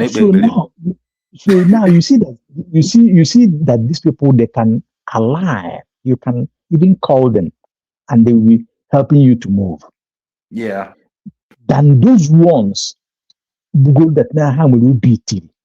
They want to. Like I saw Mazika I play the this thing on Facebook come for ya. Ebe this nwa la na Mbaise. Ebe ọ na-ekwu okwu about Soludo, ebe ọ na-ekwu okwu about gentle go no na Anambra go no Oba, you know, a lot of things. You can imagine such stupidity. No. So it's for me. Anybody that genuinely repent. For me, I welcome that person, and I believe that something like that. If somebody is there, even in the Bible is there, even if somebody repents from his sin genuinely, that normal measure also, not like Odinka I'm not talking about them. I'm talking about when somebody knows that this thing I have done it and I will not do it again. For me, I can easily pick that person, but I have to be watchful while dealing with him. So those people, they can come in, they can be part of what we are doing. Sunani haneme, but until they make sure no one where they know observe everything about him or her and free of man. See, if not, social matter, I give respect to Achalugo and any other person that will have the mind to come out and swallow their pride and apologize or say what they said before. But I will prefer them to identify with where we are now, because if they can be able to do that, and at least now this one will show them where Mazen Nanekano belongs when he comes out. Yeah. It will really open their eyes of exactly na ihe ha na-echekwa DOS for Nanekano pụta ka o birokwa ebe ọ kwụsị. This thing that happened between them or their discovery will now let them understand that na nekwebe IPOB not now, which is the United States of Biafra. That is why did you sincerely believe that Nahamaro? They know, but they want to take the situation down because I don't think that somebody like Acharugo. No. You don't talk about Achalugo. Achalugo have and we are talking about China Samuru. We are talking about Switzerland and these ones. Hold on a minute. These ones, that they knew what they are doing very, very well. They know what they have committed very, very well. They want to pin the situation where it is. By so doing, they will controlling it, making sure Amazon Nande cannot from where he is, so that their secret will not come to open. That one, those people, they are very different. Oh, yeah, know how to do now. Also, listen, I onye nkema exactly what is going on. Now, that person or one or two will now find the gullible ones that they will manipulate, which is what you now see of $1,000 of Vam from Ogen and sending message to Adade Orama, AI message without confirmation, and she decided to come and tell you to fall back. There are gullible ones, ignorant ones inside them that doesn't use their brain. They are tools that will be used, which Achalugo is one of those ones they use on this thing. But what marvels me is like, how did it take her so long? How can this thing take her so long for her to realize that these guys, it must be 5 years. 5 years is all a long time for you to actually ask question. Because if I was in Okenkere's camp, by now, like I would have been requesting for one-on-one question and answer. I'm not me what I'm saying. I would have been asking for come out and tell us Kerebe Medewe, what is the next move? Because I am a thought in one place, Washington or no Washington. And I think that is the same question these people started asking. Everybody needs to ask that question because I'm a number na this guy Ogen Kirekano. I know that at some point now a very question how is the money going? All time for these people to now start realizing that nah, yeah, not to go here. Since we are here in this DOS, can you hear me go since? Because I believe that the can open internet na DOS. By now, enwego ihe other DOS na people in anything in form of ihe na something suppose go pụta. Number one, DOS is not in agreement with sit at home. Everything that you bring up for the betterment of cake and the buyers, whoever, anogide onwe ekwu okwu anogide kwuzie mgbe ịmapụ afọ resign ka ndị mana n'eziokwu achọ somebody achọghị ịtụ aka oyibo nsogbe because enwere ka ihe esi nọgide na something ifere emekwu gị you can stay there for a while ka na-ebichi onwere time a ya eru ifo that na ihe niile unu na-ezo ezo is actually about coming out and all he ji ha ncha niile ha na-agbagharị. Can you imagine Asalugo iji ọnụ ya say that na since 5 years na Simon Ekpa have achieved something and all nọkwa since that 5 years funa na achieve something but yet na-egeti na Nwaoru nye ihe ọ ya agwụ ya akpọ Simon Ekpa ọ pụtakwa sị forget kwa na-abịa na-amachi ụwa George na Simon Ekpa emeka ndị ihe he knew what was going on. I'm not cutting you off. I'm not, but I just want to chip in this thing. You see, somebody like Achalogo, not only her, some of them, age. What do I mean by that? I protest of women, and I organize a Germany protest. I organize a Milan. I organize a UK. I organize a Jena. Alarocosia. And a lot of things that involved. Yeah, you understand? You might be right there. Yeah. So no. It's part of Monday Bitagoni, Monday Ibrahim no Bitotago Hano Danga, and then a lot of their details age. You got to go. They will not like Omoro the Maya like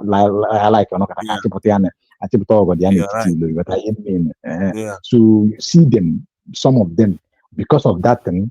Asa hami hena go na say hane like that, and these people who name me are very bad and very diabolic if you listen to their histories. So some of them and but thank God that some of them are beginning to regain their senses and their eyes are opening, and it will continue to open until so go ahead. Ocho master, make I go now. I'm one observer. I mean, not because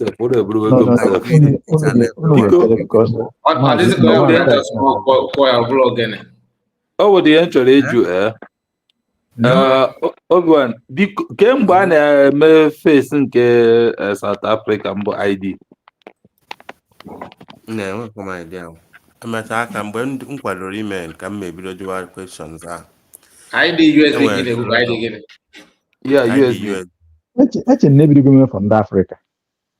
I don't want show. No, I can judge. Maybe because Africa. The video like what I get the other time. No, somebody na joke last week. Can I do somebody na do DPM? My D and a D. No, can I one man myself? Now, other trip I may fake na be bit of somebody who's na bit of the but I'm not go this sham. You want the information? Within this year, all the very. You want information? You send the remote. Of course, I'm aware. Okay, Just Josh, very, it's going me oh, out. yeah. You know, the get full man going to too much. No, I will, because so quite a lot of people like ndị otu achara ugo ha mụ na ha nọ side kịta na-echi na-ekwetazi na ya na-ekwu bụ eziokwu. Before If I body ịma na since 2-3 years ago ha mecha kpọọ mma John ịkpa afọ ha bara m na forum ebe anyị. So at the end now ihe niile akpọcha m John ịkpa na ihe niile ma ndị kpọchara ekpere ma ihe niile ha ncha niile kịta onye ọbụla emechiche gọn because na afụgo na ya ụkwa na-apị na mkpụrụ adịghị. Enwere so many people mụ na ha adịghị ekwuzi okwu now because of especially when kind of chairman that was ka ihe a na-akpọbụ coordinator, yeah, or coordinator this place before when I joined IPOB newly. So every day mụ na ha na-eme argument. Sometimes if you buru ahụ gị no ezigbote mpa mmadụ ka ewu want to talk to me, ọ bụrụ na ide reason very well and ndowe gị n'ebe suppose ịnọ. So I'm kata ada abazi a na-aba with me and them. So I bezi akpa normal nkata agafe because ha nwaka kwechiri siri ike na DOS ha na ihe na. So mụ ambịakwa na-agakwa my own self na-emekwa my own thing. But anyway, I go to the triple. I want to put the ID card to go put for USB for under an Africa. Yeah. Yes, because I know mmadụ VPM the last time. I think okay na fundraising Saturday ka mmadụ na-ajụ maka anya na die. So from okwu nwaanyị ahụ na-ekwu mgbota na anya na North Africa ka anọ because ọ sị na nke ya pụtara ma nke di ya pụtara. So ha ji ego na $50 ka a mee na adị na ọgwazi ya na Africa. So Mr. Kai, ọ bụrụ na enweta way for contact for this side, ka etinye na WhatsApp group biko. So that, I don't know, probably the number to call. For African applying. For South Africa as well. All the same website now. Especially in South Africa. Okay, I want the same website. I don't think I have a different website. And I'm my address is here. Hey, ma hapụ n'ọkwa 3 o'clock na ke mejọ ọrụ echi. I will say udo dịrị. Also, master, see you next time. My brother, I didn't know your name actually. I'm from here. John C. Okenwa. John Chibike Okenwa. Okay. All right. Udo dịrị all of you. Maazị Kai ngwana o babuzino zadarum n'ịgbara gị ndewo. Ndewo.